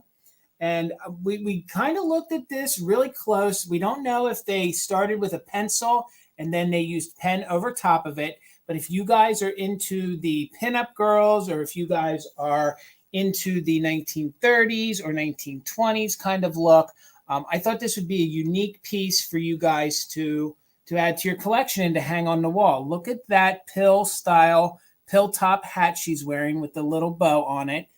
Really great detail. They did a really good job with that. Look at the eyelashes on the eyes. Now this measures, in the frame, it measures about 12.5 by 9.5. So if you guys want this taken out of the frame, so it's a little lighter to ship, not a problem. We can do that. You can see it is one of these older style frames with the cardboard in the back. And it is actually a wooden frame that has the nails in it. So that's how we're sort of dating this frame with the nails in, because that was pretty much the 50s and the 60s that they did that. So again, I'm not sure the date of the picture, but she's wearing almost this like foofy kind of collar around her. Great details on the eyes and the nose. Look at that again. Look at that hat. Very 1930s, even maybe the late 20s, kind of flapper girl into that Andrews Sisters kind of era almost. Just something different. Oh, I want to get that glare off. Something different. Very monochromatic, not with, more black and white, which that's what I love. Again, great detailing. And it is signed by Maria Hogg, who we tried to do some research on. I'm assuming that maybe she was just one of those carnival artists, that did a sketch kind of thing, maybe down to Jersey Shore. They would do a lot of these. Maybe this was a realistic woman that they did her portrait really quick, maybe it was just somebody's, thought, abstract, one of a kind. I'm not too sure, but you're right, Lucinda. She is absolutely a 1930s gal. And it's a nice size too, especially if you guys do a gallery wall and want something different. Inside the frame here, the whole frame, it measures 12.5 by 9.5. So let's do a countdown. Mary, thank you. I see you at 19. So we're looking for 20 or more. We're going to do a countdown. And before we do, I can send it without the frame if you don't want it in the frame. So just in case, active bidders, 20, 19, 18, 17, 16, 15, 14, 13, 12, 11, 10, 9, 8, 7, 6, 5, 4, 3, 2, 1. Bid end. You're right. It does. This just screams you need to have like some Andrews Sisters playing in the background or some big band music. She sort of looks like she's riding a train and she's kind of hanging out the door. Right. She's got her traveling hat on. Like even saying hello or goodbye to her soldier, maybe right there as we're heading into the 40s. So there is our bid end. So it looks like Les had a just in case of 27, but then Mary, and you had a just in case of 30. So Mary, 28. Congratulations. Thank you guys so much. All right. Let's get you going, Bill. So if I'm going to start this at $16 for anybody who loves crazing. If you love crazing, I have the piece for you tonight. I have this gorgeous piece of Devonware pottery. This is English pottery made in Devon, and it is old. It's over 100 years old, and it was made by the S. Fielding Company, which opened in 1879 and closed in the 80s. But based on the mark on the bottom, we know this particular piece was made between the years 1913, ooh, it's upside down, 1913 and 1917. But look at this gorgeous crazing on it. I mean, look at the gorgeous floral on it and the fact that it's in this gorgeous brown color as well. So Devon pottery, Fielding particularly, was known for stoneware and for Majolica. And this is kind of somewhere between the two. It's not real Majolica. It's a little bit before a lot of the companies were making it. And it does have what I think it's some sort of silver. I don't know the differences between silver, but this is actually metal. A metal rim around the top. Now, whether or not this is a planter or a fruit bowl, I don't know, but it is big. So this is one of the things that won't ship until Friday. Just so you know, I need a really good box for this one, and they're getting delivered on Friday. It is 3.5 inches tall, and I actually didn't measure the diameter. It is 11 inches. Kind of with Patty Rose, I'm getting biscuit jar feels too. Oh, yeah? And yeah. Like, I think it might have had a lid, maybe. Well, none of the one I've seen this model online. None of them actually did have a lid. Okay. No. But it's possible, but none of the patterns. There's like 12 floral patterns that they did during these years, and they were all open at the top. Whether or not it had a lid, it could have. But so nice. My guess is it was used as a planting bowl because that crazing is from water sitting in it for so long. And it's just such beautiful crazing. I mean, look at it. It's just so good. And then you have a section here that doesn't have any and really shows those beautiful florals. We might have a bot in here, Bill. So you might want to, the Aiden BC, you might want to ignore those bids, Bill. Oh, it's already gone. They're already gone. Okay. All right. Gotcha. And we're with Patsy for 29. Yeah, so this company went out of business in 1982. And if this is a company you're interested, it's called Devonware. If it's a company you're interested in learning a lot about, there's some great websites that show all of the different marks through the years and what years it dates the pottery to. And then there's always a mold mark as well. And again, the mold mark didn't say that this had a top, but it could have. It could have. You cannot recreate this look. This is so authentic and so one of a kind. That is amazing. Yeah. So gorgeous. I loved it. I thought I was going to use it, and I just haven't used it yet. Big old flower frog in there. But this is definitely something I wouldn't plant into. I would put another vessel in here if you wanted to have a plant in here. All right, I'm going to go ahead and start a countdown because we have looked at it for quite a while now. Yeah, silver plate. I need to learn about silver. If anyone has like a good suggestion of where to learn about silver plate, or what's the other one called? Silver leaf? I don't know. That's something Garden Guy Bill doesn't know anything about. Well, you did check this. This one isn't stamped sterling, is it, Bill? I don't know. I didn't actually. I know so little about silver. I didn't even know to look. So I'll look in the next round and report back. So we're looking for 31 or more. 20, 19, 18, 17, 16, 15, 14, 13, 12, 11, 10, 9, 8, 7, 6, 5, 4, 3, 2, 1, bid end. And what's amazing about this is you didn't need just a potter. You needed an artist to do the hand painting, and then you needed a silversmith to do the top. So this is a result of multiple people's, effort. So pretty. And Karen says that Heather from Antiques Agenda is very good at teaching silver. Good. I need to find some YouTube videos. So Karen, thank you so much for the bid end. We always appreciate you, but we like to give you the shout outs. So Patsy had a just-in-case of 43. Kelly came in with a just-in-case of 50. So Kelly, this beautiful piece of yesteryear is yours for 44. Thank you so much. It's gorgeous. All right, guys, $38 is the start on my next item. And if you guys love cats, if you guys love milk glass, if you guys love Westmoreland or a covered dish, this is going to be for you. So it's been a long time since I have had one of these to sell in the shop or even to offer. So this is a great covered dish, can be used for lots of purposes. This is made by Westmoreland. I'll give you better detail. We'll show you the better details in a moment. The lid does come off, but the difference is they did do different colored eyes for some of the cats. Now, in my research, the blue-eyed cat is the most desired. So lo and behold, I was able to find the one with the blue eyes. So let me show you up close. But before I do, there's no issue. There's no damage. A lot of time, the little lattice here or the lace around gets chipped or broken. There's no damage to this at all. So this is a gorgeous piece of milk glass. Here is the bottom. Can be used as a little tureen, can be used for all sorts of different things.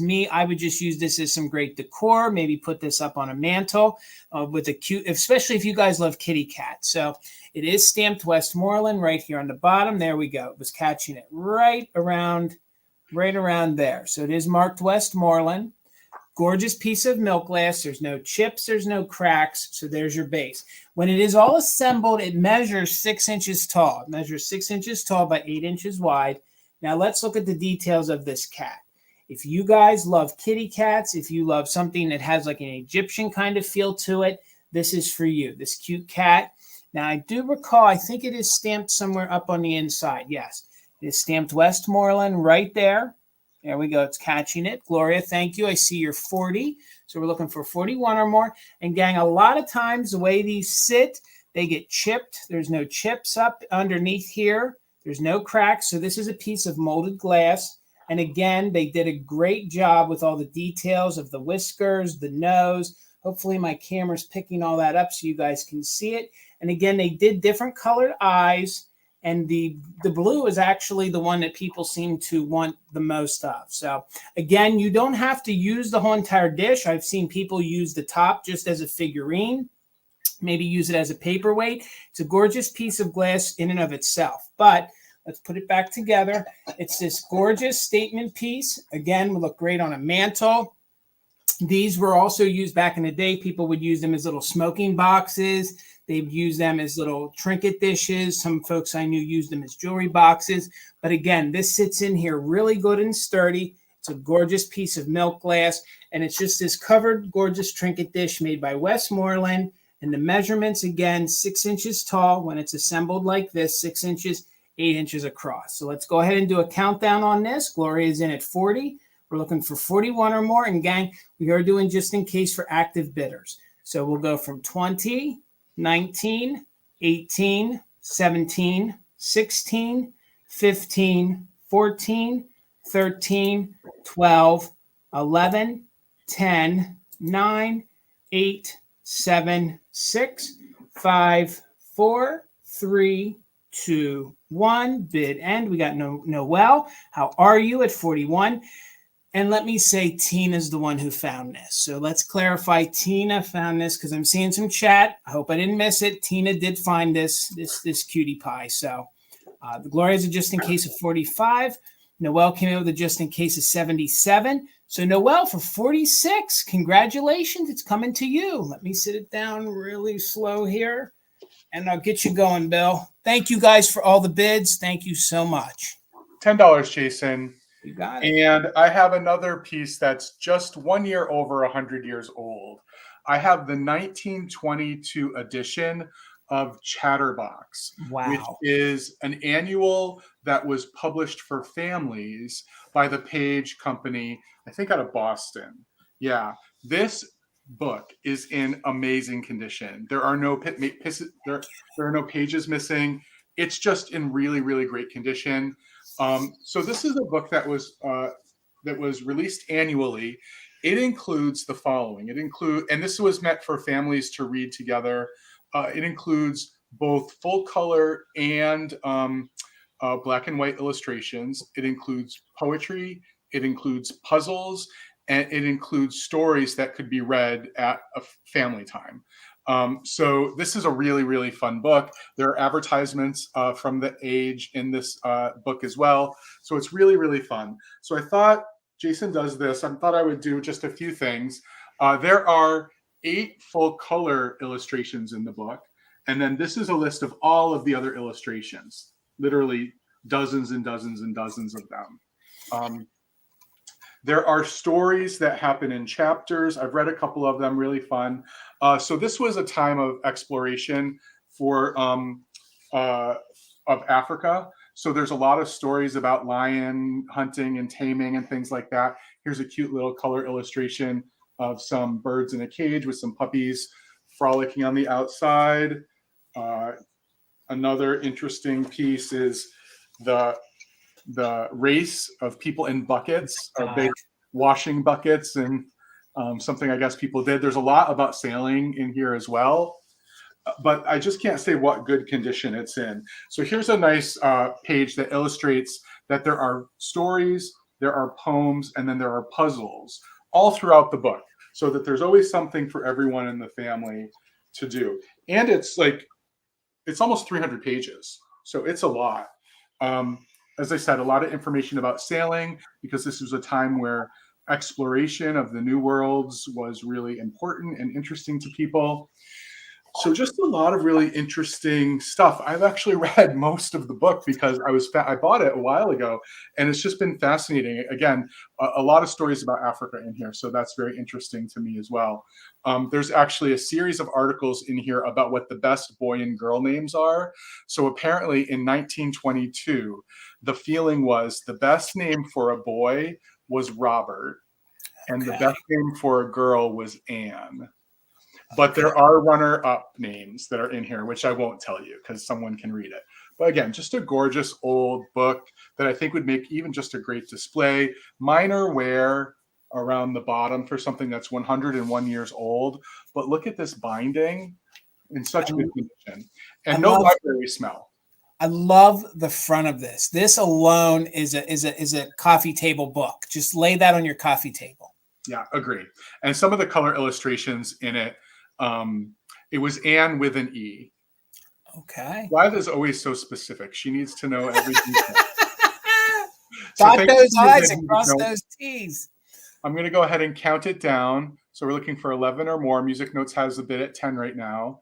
15, 14, 13, 12, 11, 10, 9, 8, 7, 6, 5, 4, 3, 2, 1. Bid end. So good.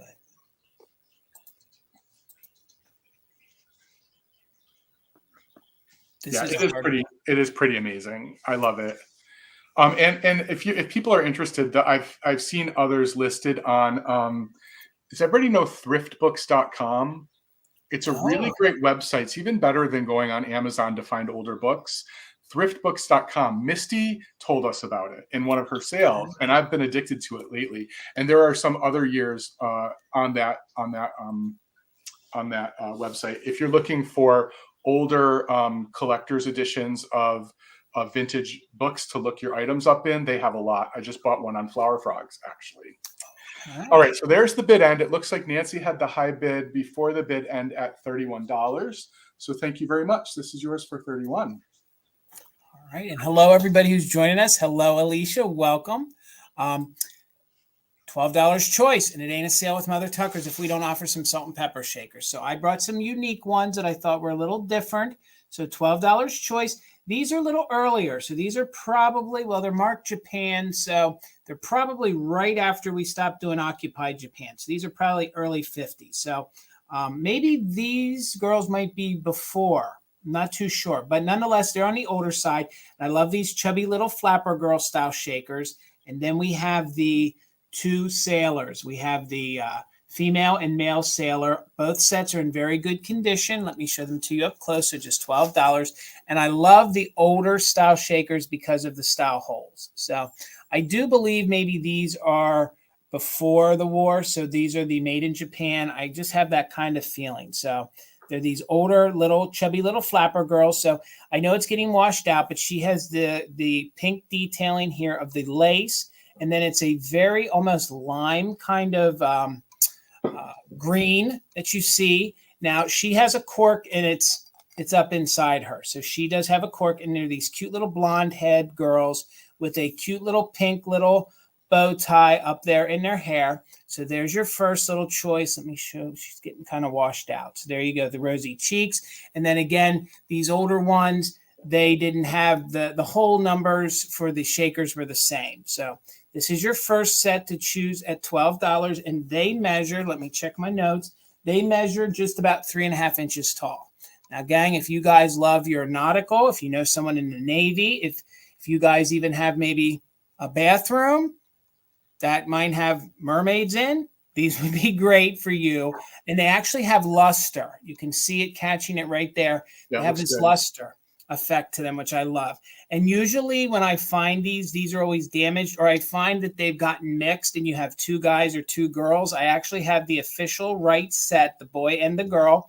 You can see she has her bandana, very 1930s looking, 1940s shakers, and these measure 3.5 inches tall. They both have their original cork stoppers, and they are marked Japan on the bottom. So super good condition.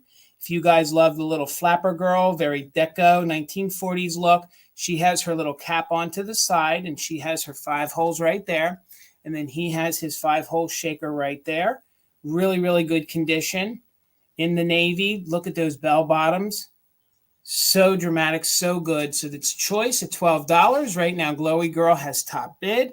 Let me hold these up again, make sure we have them set, and then we're going to do a countdown. So guys, if you're interested, we're doing just in case to active bidders. So right now I see Lori's in at 14. So we're looking for 15 or more, and that's going to be on choice of the shakers. Come on, ladies, it's your moment. There we go.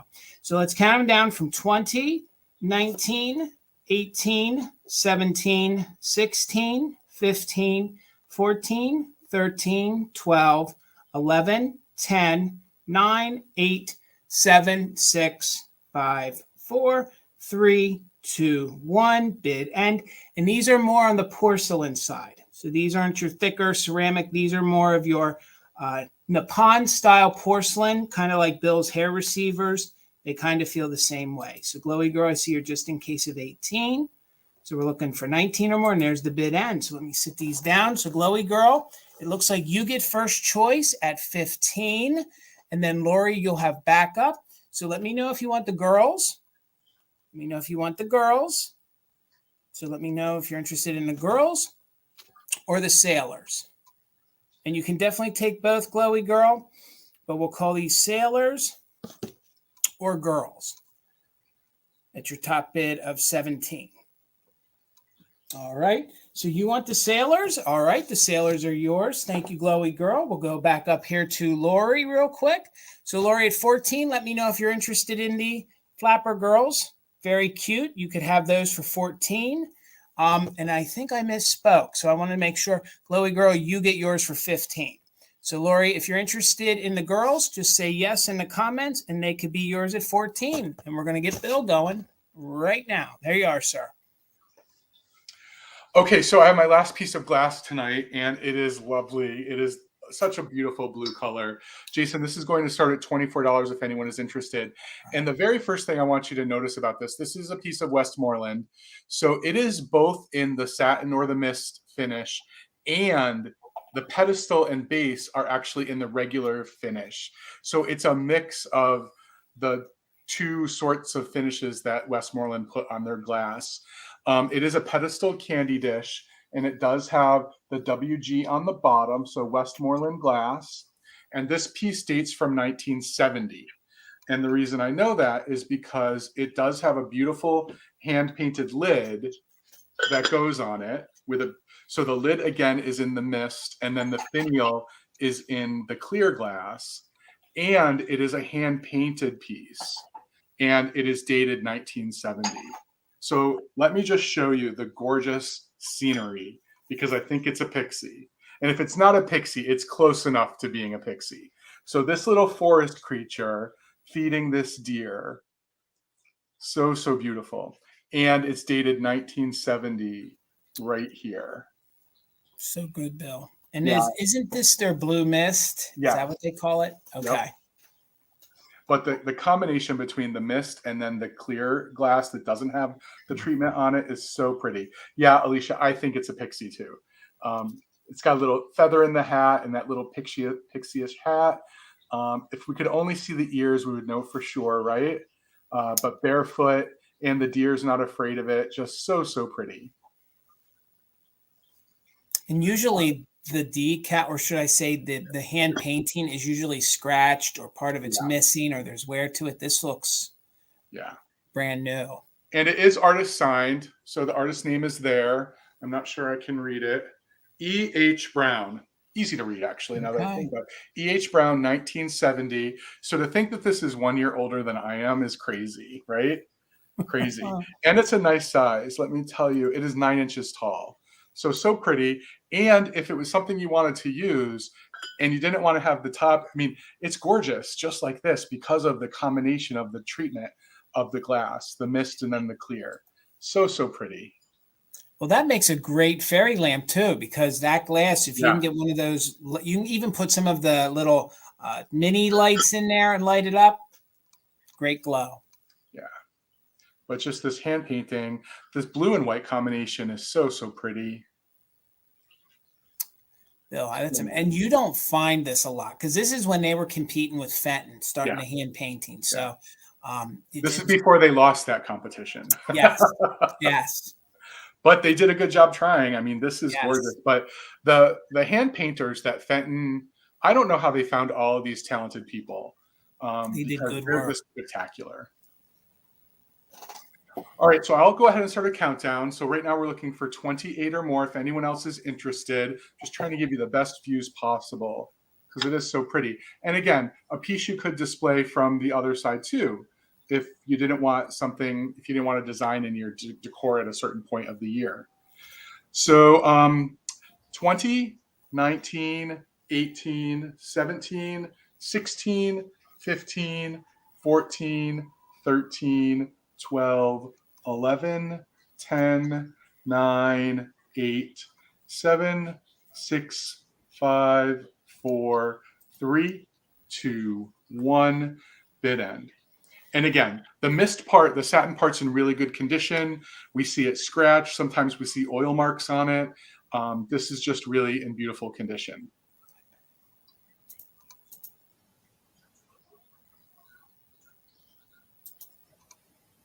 There's a bid end, Bill. Okay, there is the bid end. So James had a bid of 28. Linda came in with a just in case of 36. Patty Rose came in with a just in case of 47. So Patty Rose, this is yours for $37. Thank you everyone for your bids. Really is a nice piece. And guys, with about 140 of you here, please make sure you're giving my friend Bill a follow. He has his own YouTube channel, Garden Guy Bill. It's linked right in the description of this video. And please make sure you're following him over on Instagram. Give me a follow too. Again, I want to thank everybody. Not only did we hit the 2,000 mark over here on YouTube, but I hit the 4,000 mark on Instagram literally the same day. So thank you. And follow us over there because we do a lot of promoting over there. And you can also see a little more of what we're doing over there. So $22 if you guys love your pottery. This is a unique piece. Now, with pottery companies, we always suffer with these signatures. So here are these signatures on here. Almost impossible to read. But Tina went into a deep dive. Now, this is a style technique. So you guys, I want to get the glare off. You can see the purpling effect right here. And then there's this oxblood color underneath. So that was an early technique. We don't believe that that is the case. We believe this is later, more mid-century, but in the same style. So it is pottery. It is a bud vase. It is signed. It is 8 inches tall.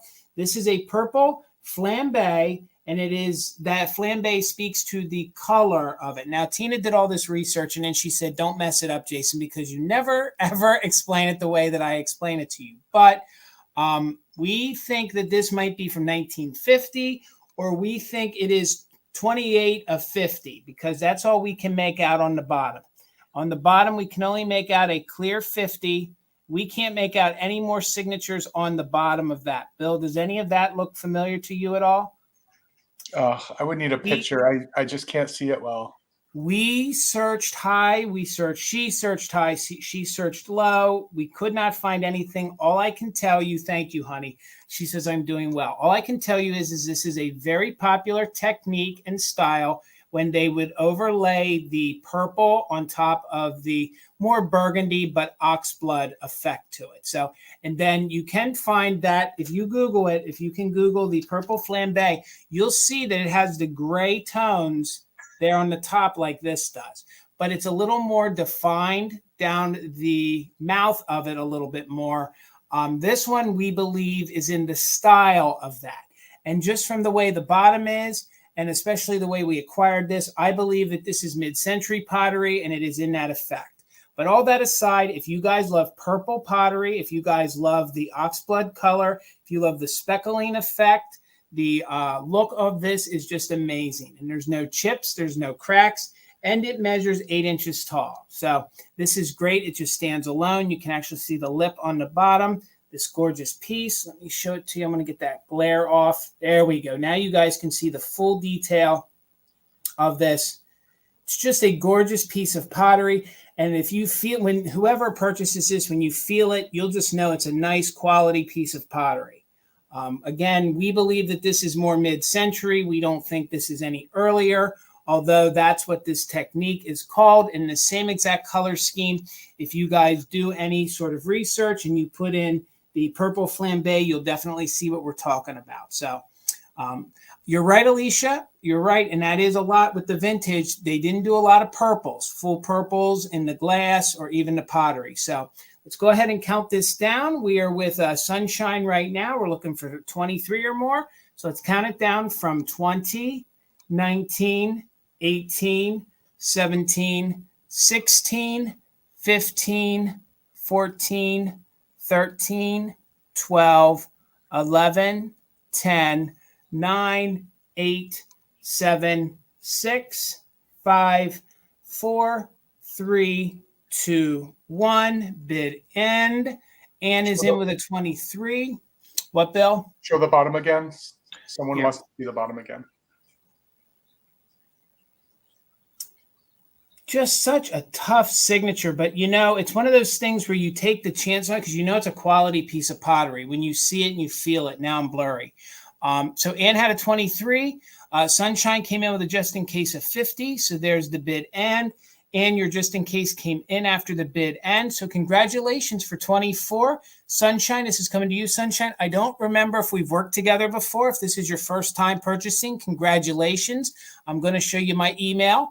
Just go ahead and send me an email. I'm going to need your real name, your full address, and your PayPal email, and we'll be invoicing this Saturday. And if that's your first purchase from us, congratulations. Thank you so much. All right, Bill. Thank you for that, Patty. That's, I guess, a video a lot of us should watch. Patty posted that she recently watched a YouTube video about an interview with one of the Fenton hand painting artists. Okay. That's awesome. I will check Jason, that out. this is going to start at $35. Okay. And I saved it to the end because I wasn't sure I was actually going to bring it, but I'm going to bring it because I have a rule about this. So an interesting fact, there is one pottery company in the 1920s that did use purple glaze a lot. Does anybody know who it was? Roseville. Roseville. Roseville had a bunch of purple pieces in the 1920s. And the piece I'm going to bring you today is the oldest piece of Roseville I've ever brought here. It is this beautiful Roseville pitcher. The pattern is just called landscape. This is the only piece that was made in this pattern, and this in the catalog rests in an area that the authors of the catalog just refer to as the old pitchers. These are pieces that were made in 1913 or before, and there are about 12 Roseville pitchers that were made during that time, and landscape was one of them. This piece, for its age, is in really good condition, really great condition. You can see a little roughness. It's really just a tiny chip here, a little roughness. And then there is something that when you look at it, you really notice it. There's this line here. This is actually a line that was in the clay before it was fired. So that's actually from the manufacturing process. It's not a crack. If you look on the inside, it is beautiful and no condition issues. There is a bunch of crazing.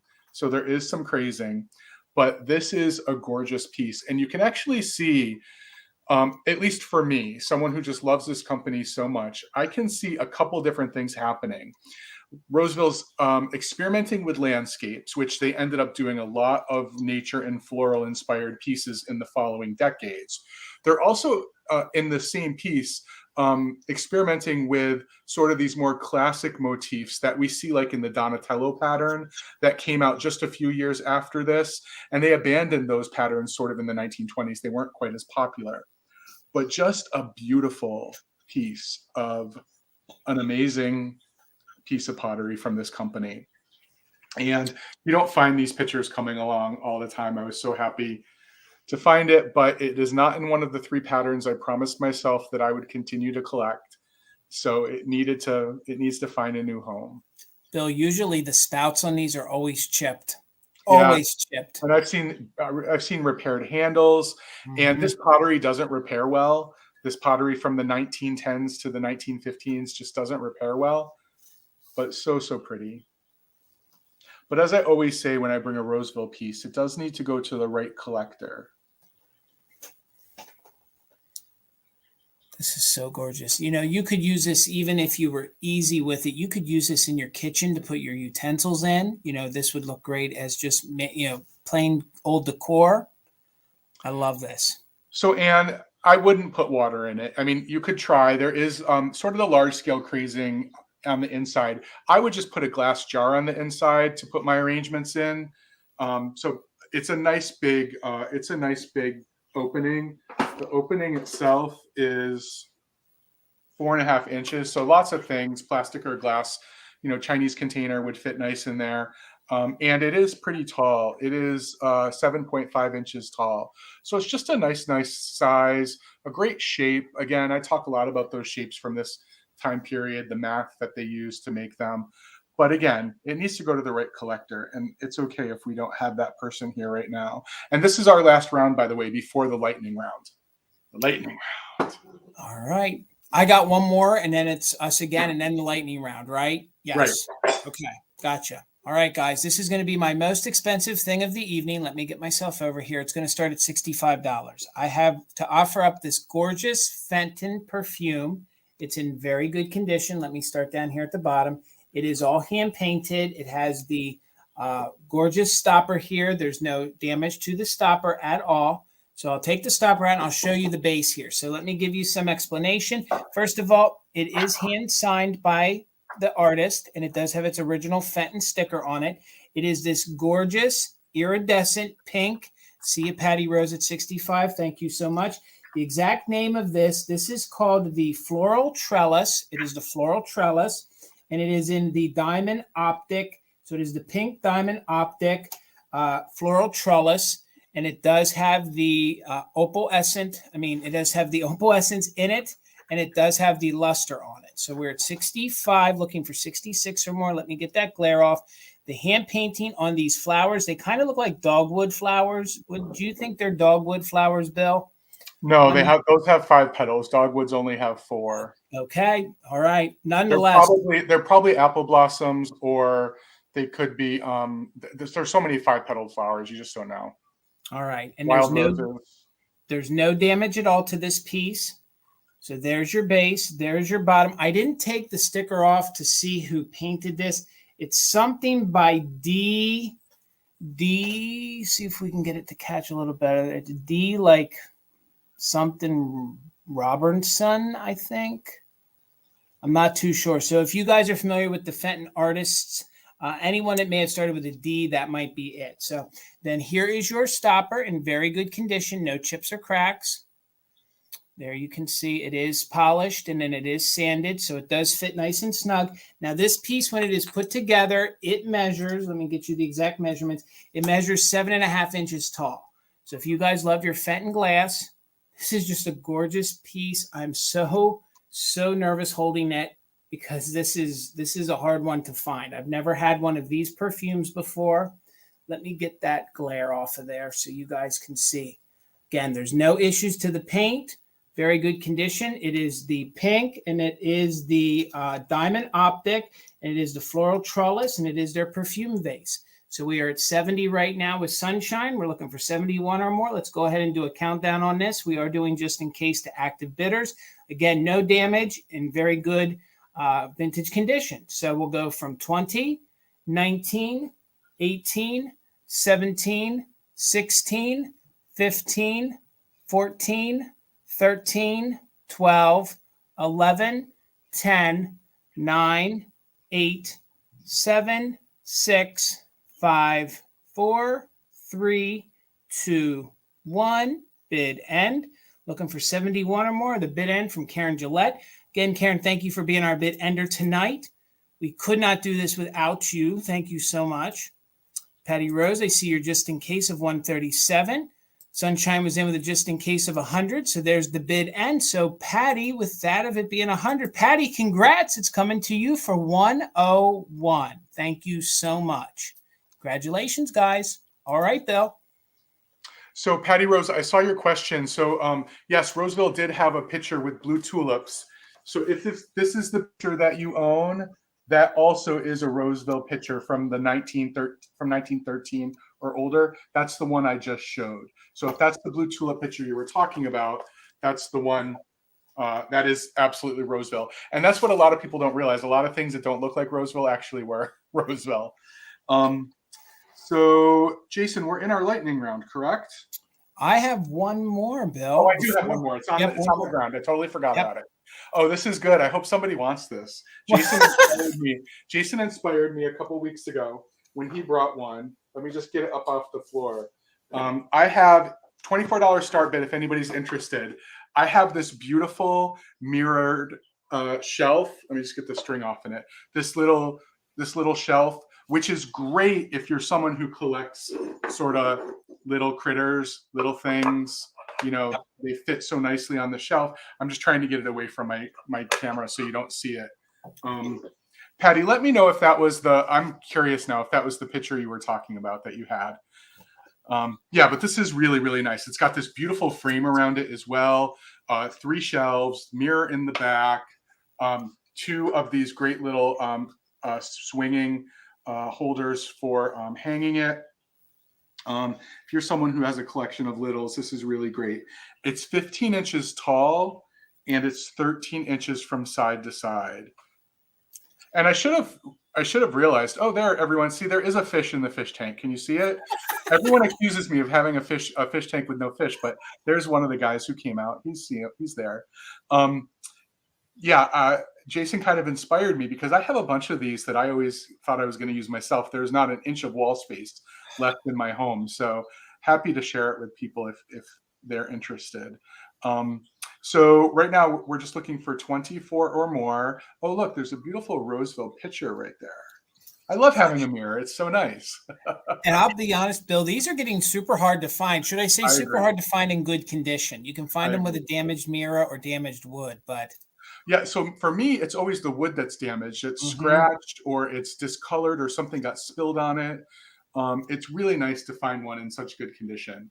And my guess is probably 60s or 70s. It has that particle board back on it. So it's not older than that, but it's gorgeous nonetheless.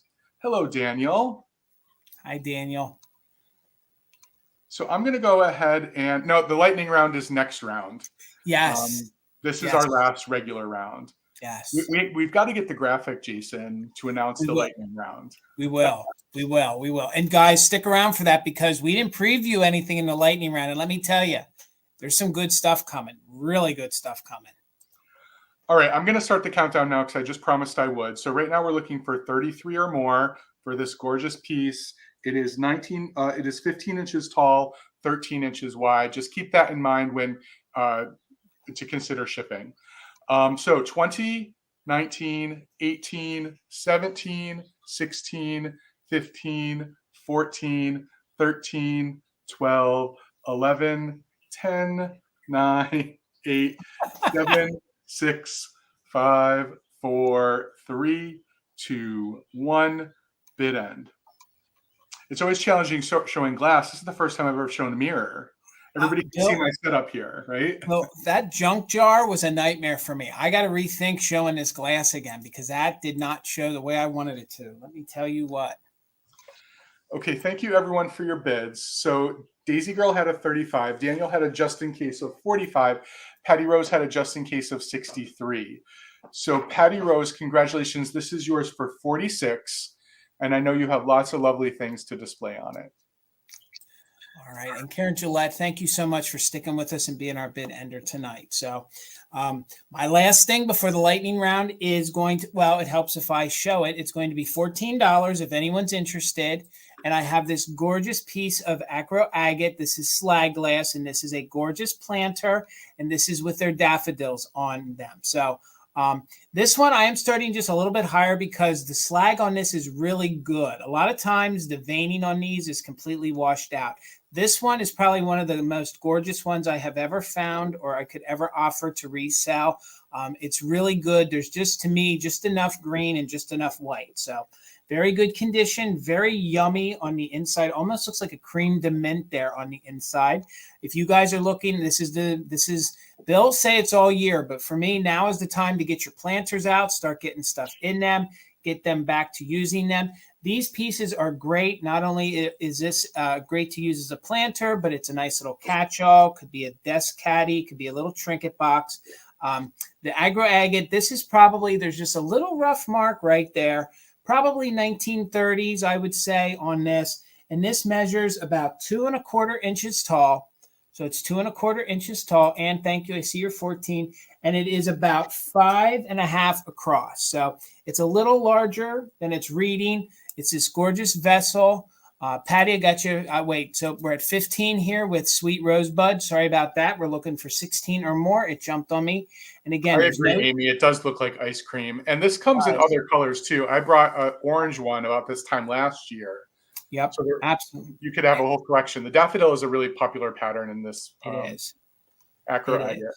It is, and it's in very good condition. Sometimes with this aggro agate, sometimes you had different colors bleed in. So sometimes you would get like the green, but this one has a little bit of the orange coming through right here on it.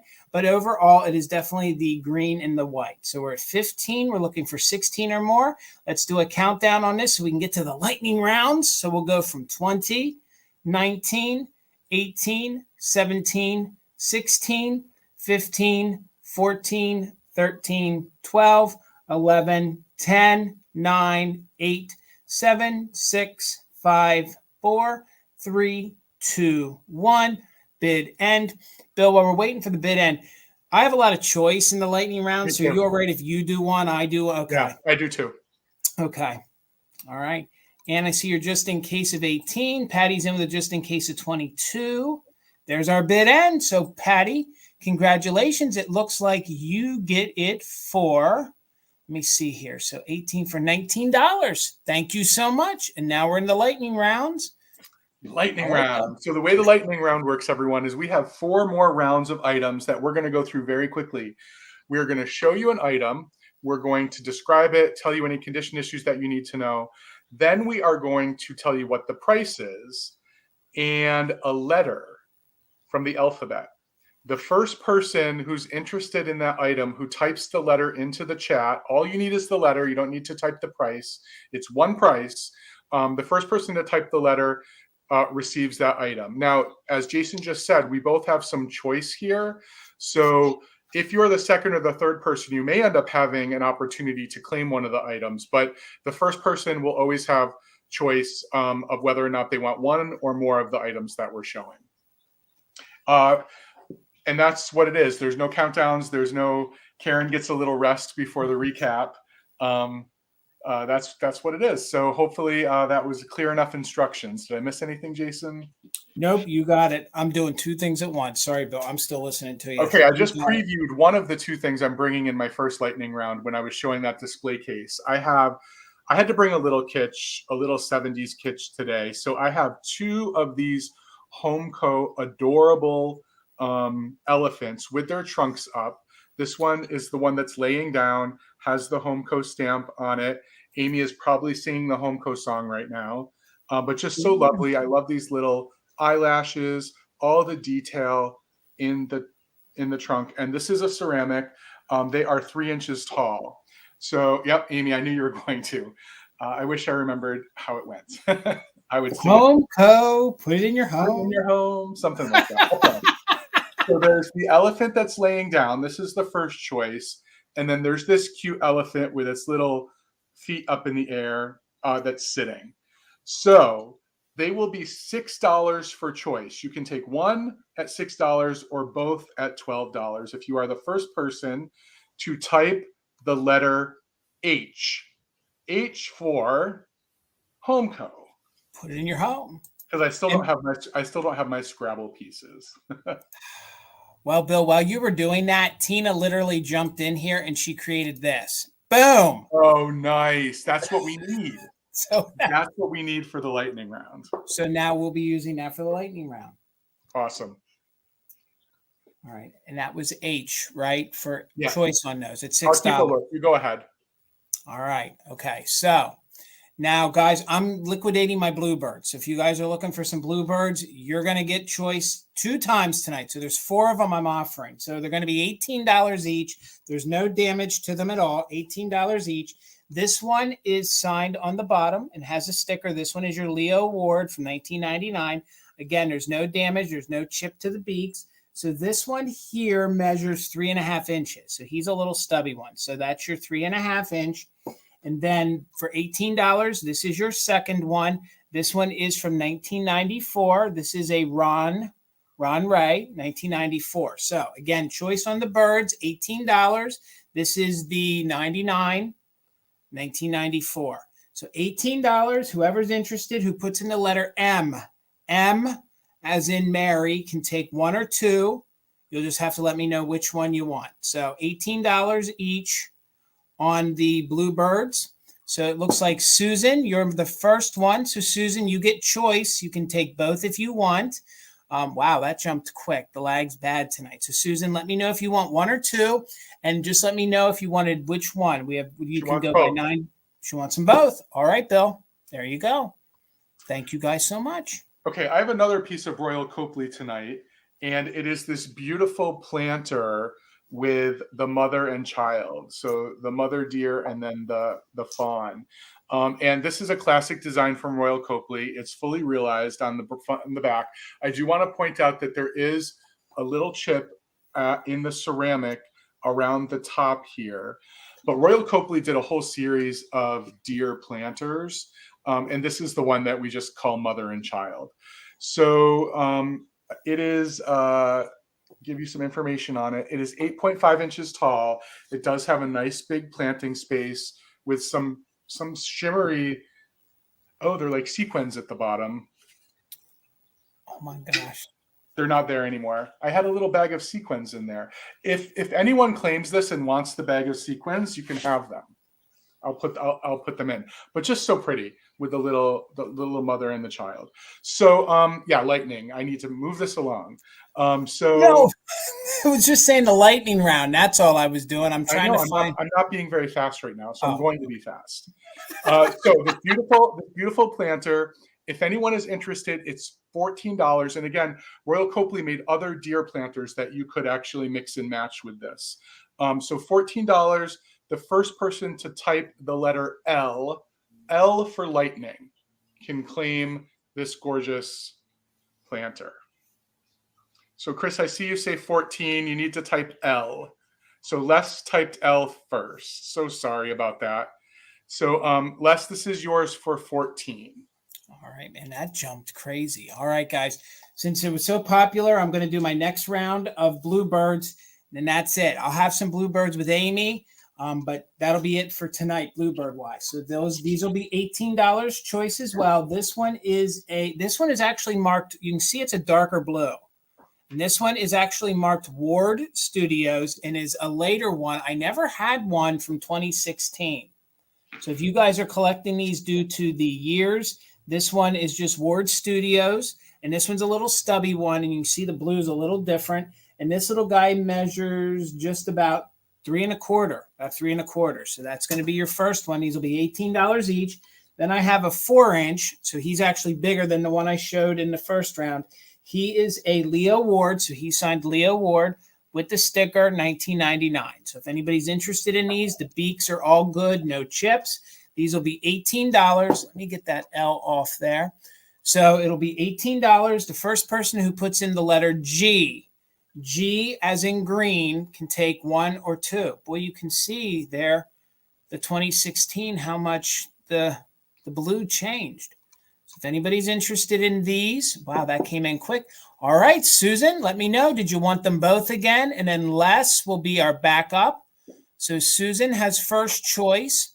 Let me know if you want them both or if you just want one. This one is the 2016 and this is the 1999.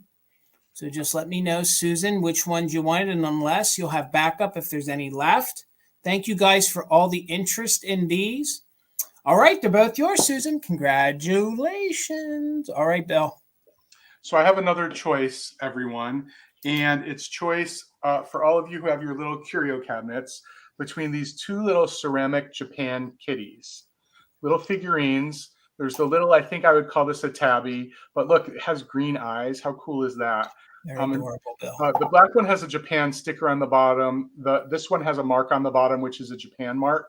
And the little black one, as you can see, has whiskers. The other one never had whiskers. There's no hole for the whiskers to be in there. And they are just 1.5 inches big. They're tiny little kitties. And they will be choice. If anyone is interested, they will be $6 for choice. And we'll just call it tabby or black for the first person to type the letter G as in glass.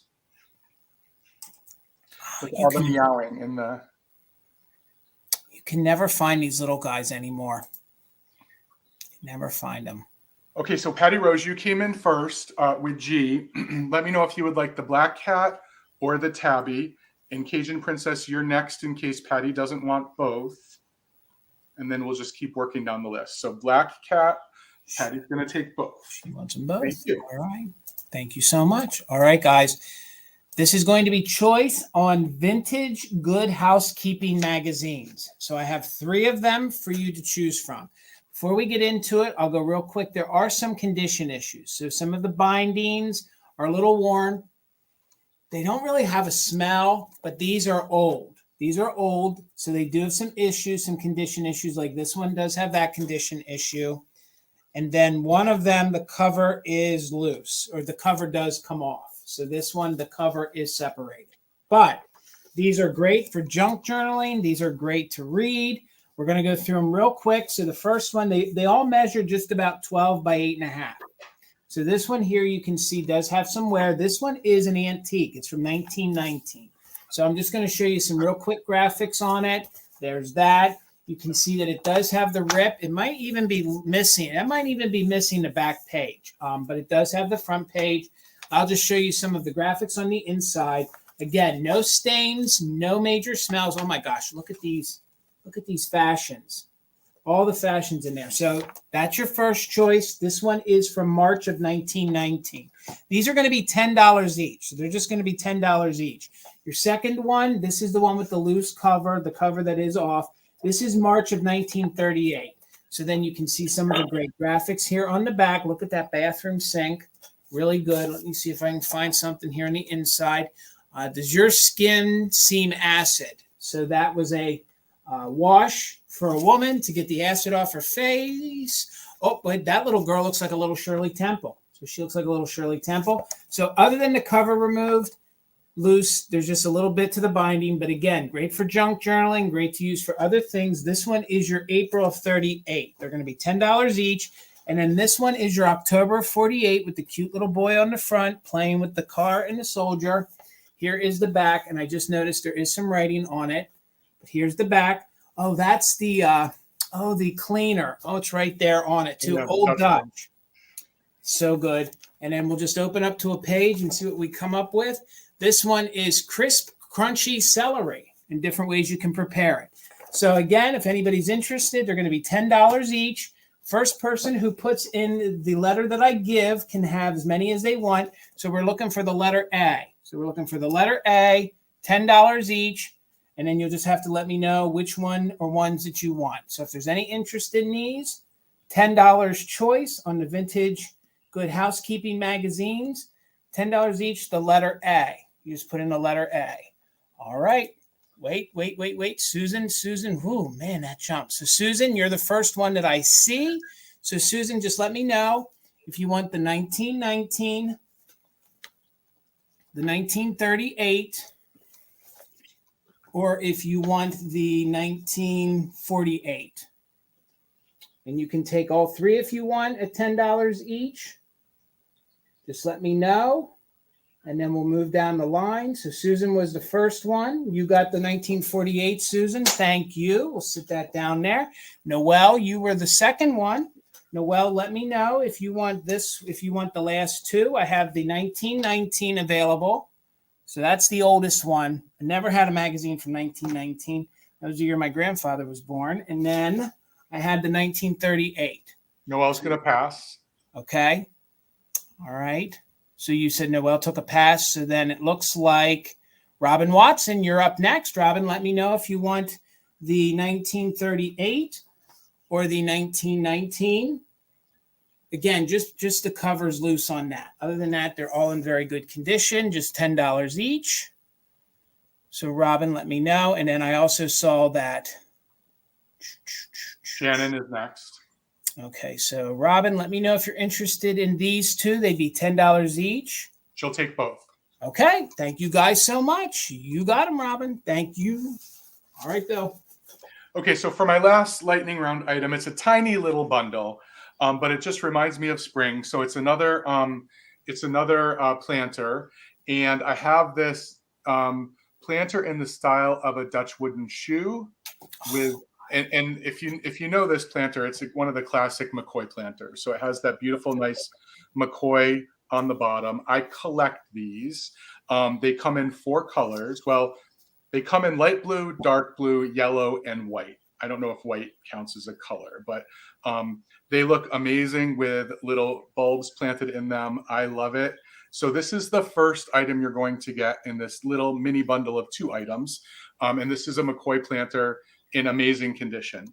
The other thing I'm going to send along with it, if anyone's interested, is this cute little pair of Dutch wooden shoes, which are meant for a seamstress. So one side is a thimble and the other side is a little pin cushion.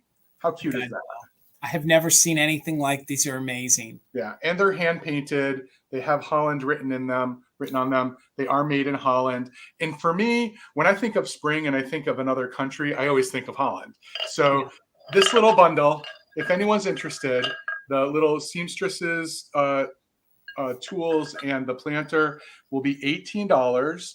If anyone is interested, the first person to type in the letter R as in rose. So cute. Yeah. Thank you for the tulip emojis, Amy. Oh, I love the blue on this. Yeah, isn't that gorgeous? And then the darker blue is also quite nice. I have a little display coming up in my Instagram feed that you can see. So thank you so much, Anne. These are coming to you. All right. And my last lightning round, I have choice on some flower frogs. So I have a metal flower frog, and then I have a pottery one. So the metal one, these are going to be $10 choice. So the metal one is about 3.5 inches in diameter. You can see it has a little bit of rust. So there's that. No major denting. That's the major thing I find with these, that they've taken a fall and they get really dented. So I have the cage little flower frog. There's your base. So $10 choice. That'll be your first one. And then I have this neat little pottery one. I just want to make sure no roughness. So you can see the purples, the browns, the greens, and then of course the gray. And then this one would sit. That one it's not glazed there, so that would hold it, into a pot really nice, or a nice planter. That one measures also about 3.5 inches across. So if anybody's interested in the flower frogs, you can take 1 or 2. They're going to be $10 each.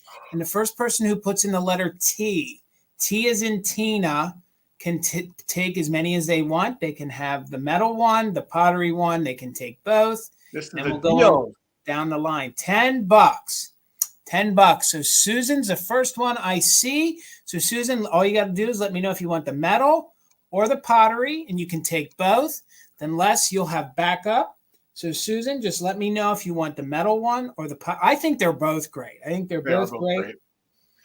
Just let me know, Susan. You got first choice. He wants both. Both. All right, Susan, you made it easy on me. All right, Bill, let's get us both back up here. Susan does have the fast fingers. I agree. She does. She does. All right, sir. And then I have a recap. Do you have a recap, Bill? I do. I do. All right. So everyone, we're at the point in our broadcast that most of you are probably familiar with. If you're still with us, we are going to show any item that wasn't claimed earlier one last time, in case you needed some time to think about it, in case you weren't here, in case you changed your mind. So we're going to do this quickly. We're going to show the item, tell you what the start price is, tell you anything we need to have you know about it, including its condition.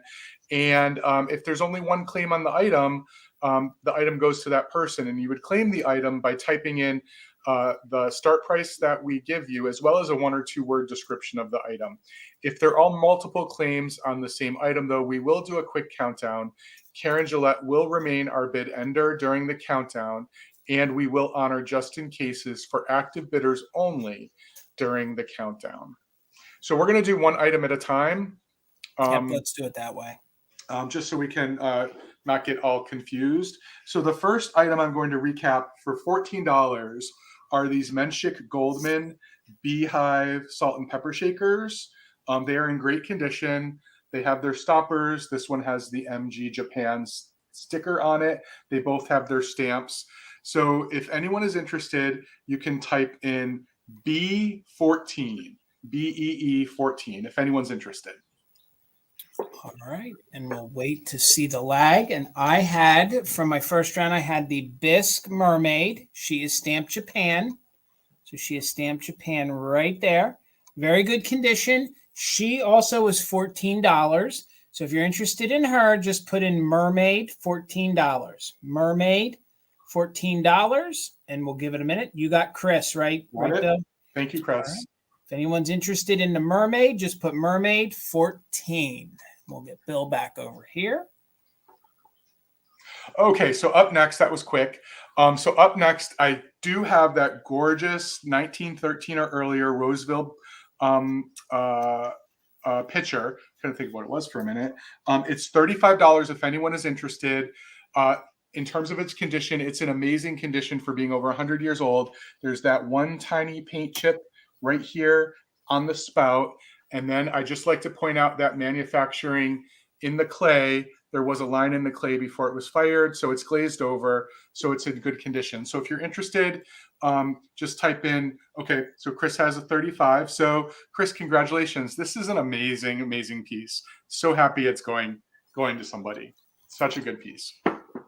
All right. And then from that first choice, she is going to be $14 as well. These are very collectible. These are like the little dime store figurines. She is actually embossed and stamped Japan on the bottom. She has a manufacturing defect on one side is a nip, but then the other one I think is actually a nip because it is unglazed. So just note those there near the front of the boat. She's this gorgeous little flapper style girl just lounging there in the boat. Great for your summer decor or mermaid bathroom. So if anyone's interested in her, just $14. We'll just call it boat, $14, and you could have her. So she's in really good condition outside of the manufacturing defect and the chip. Again, these are like the bathing beauties. So she would just be boat 14, and we'll move it back over to Bill. So I have these kitschy cute little elephant figurines looking for a home. Speaking of home, they are Homeco. They are $6 a piece. There's the one that's sort of laying down on its side with its trunk up and the cute little face. And then there is the one who's sitting down with its front legs up and the trunk up as well. So $6 if anyone is interested for choice. You can write 6 laying or 6 sitting or both if anyone's interested. They're just looking for a home. They're so cute. All right, we'll see about the lag. And then I had from my shaker choice, I had the cute little flapper girl. Let me get in there so you guys can see the blush, the detailing, the pinks, the greens, very good condition. Marked Japan.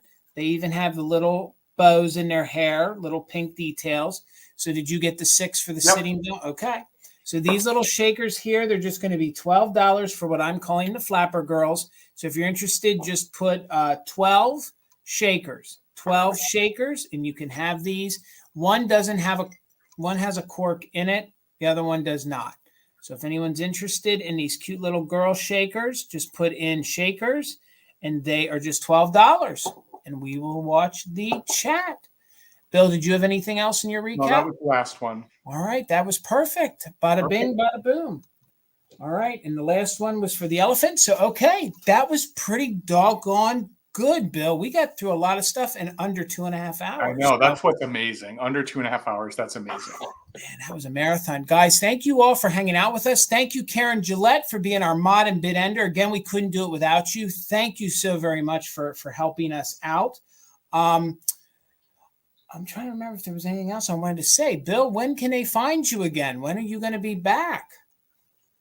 So I will be back on Thursday in my regularly scheduled time block on 5 o'clock on Instagram for the Kitsch Keepers. We have a special episode of our show this week. We do 2 hours of Kitsch sale, fast and furious, but every once in a while we do a collaboration with another seller.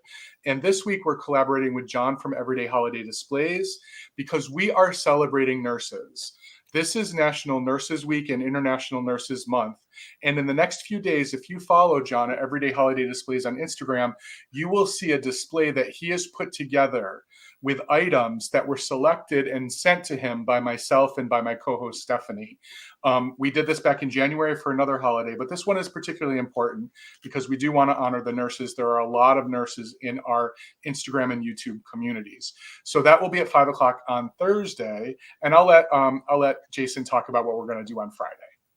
Well, guys, you'll see me back here on my channel for fantastic finds with the one, the only, and Amber Amy. That'll be this Wednesday at 8 p.m. Eastern, right here on my channel. You can see some of the goodies I'm bringing. I know she's bringing some great things. Please check out all of her previews over on her Instagram. please make sure you're giving her a follow. It's Enamor Amy. Also, please make sure you're giving my co-host Bill here a follow, not only here on YouTube. Let's get him to 1,000, but please follow him over on Instagram as well. And speaking of Instagram, the Valentinos are having a pop-up over on Instagram this Friday, 8 p.m. Eastern. Bill's going to host. So if you're not familiar with the Valentinos, of course, it's Bill, Garden Guy Bill, me, Mother Tuckers. We have Brian from Mid-Century Mister, and the one, the only John of Everyday Holiday Displays that Bill was just talking about. Guys, we're going to have a kitsch and sale. So it's going to be everything from kitsch to kitchen related items. It's going to be a good time. Watch for our previews. Hopefully you guys can come on over, and we will be doing the just in case during that sale. So if you guys, of course, know how we do it over here, that's how we'll be doing it over on Instagram. Then next Monday here for Mother Tucker's Monday, Bill, you're going to be with us, right? You got it covered? I'm going to be with you. Okay, because that's the one thing we didn't discuss before we went live. So it'll be me, Bill, and Enamor Amy. We will be here on my channel, 8 p.m. for Marvelous Mother Tucker's Mondays. I just want to also please think about becoming an organ donor. It is the gift of life. There are some folks in our community right now that are trying or suffering or trying to get on the donor list. I know there's folks that might be on the list in the future. It's very, very easy. All you have to do is next time you get your license renewed, you can even do it beforehand. Go to the local DMV website of the state that you're in and just click organ donor. It is the gift of life. It's something that you can give long after you've left this earth. So, Bill, it's always fun. It's a pleasure, man. 2.5 hours, all that stuff, guys. Thank you so much. If we were just, if we were just to entertain, just to watch. And again, guys, we couldn't be up here without you. We continue. Thank you all for your support and all the kind words when we run into you or meet you guys, or even when we correspond and talk to you guys. It's always so much fun, right, Bill? Absolutely. And just thank you to all the mods as well. Yes. We really appreciate it. Holly and Karen and Alicia, Amy, you do all the good work for us. We do appreciate it. Yes, thank you guys. And please remember, my man, Grady Grupo Vintage Recordings. If you love your music like I know you do, you got to give my man a follow. And guys, thank you so much. Thank you, Patty Rose. Guys, I will see you back here on the channel Wednesday night, 8 p.m. with Miss Enamor Amy. Till then, take care, guys. Have a great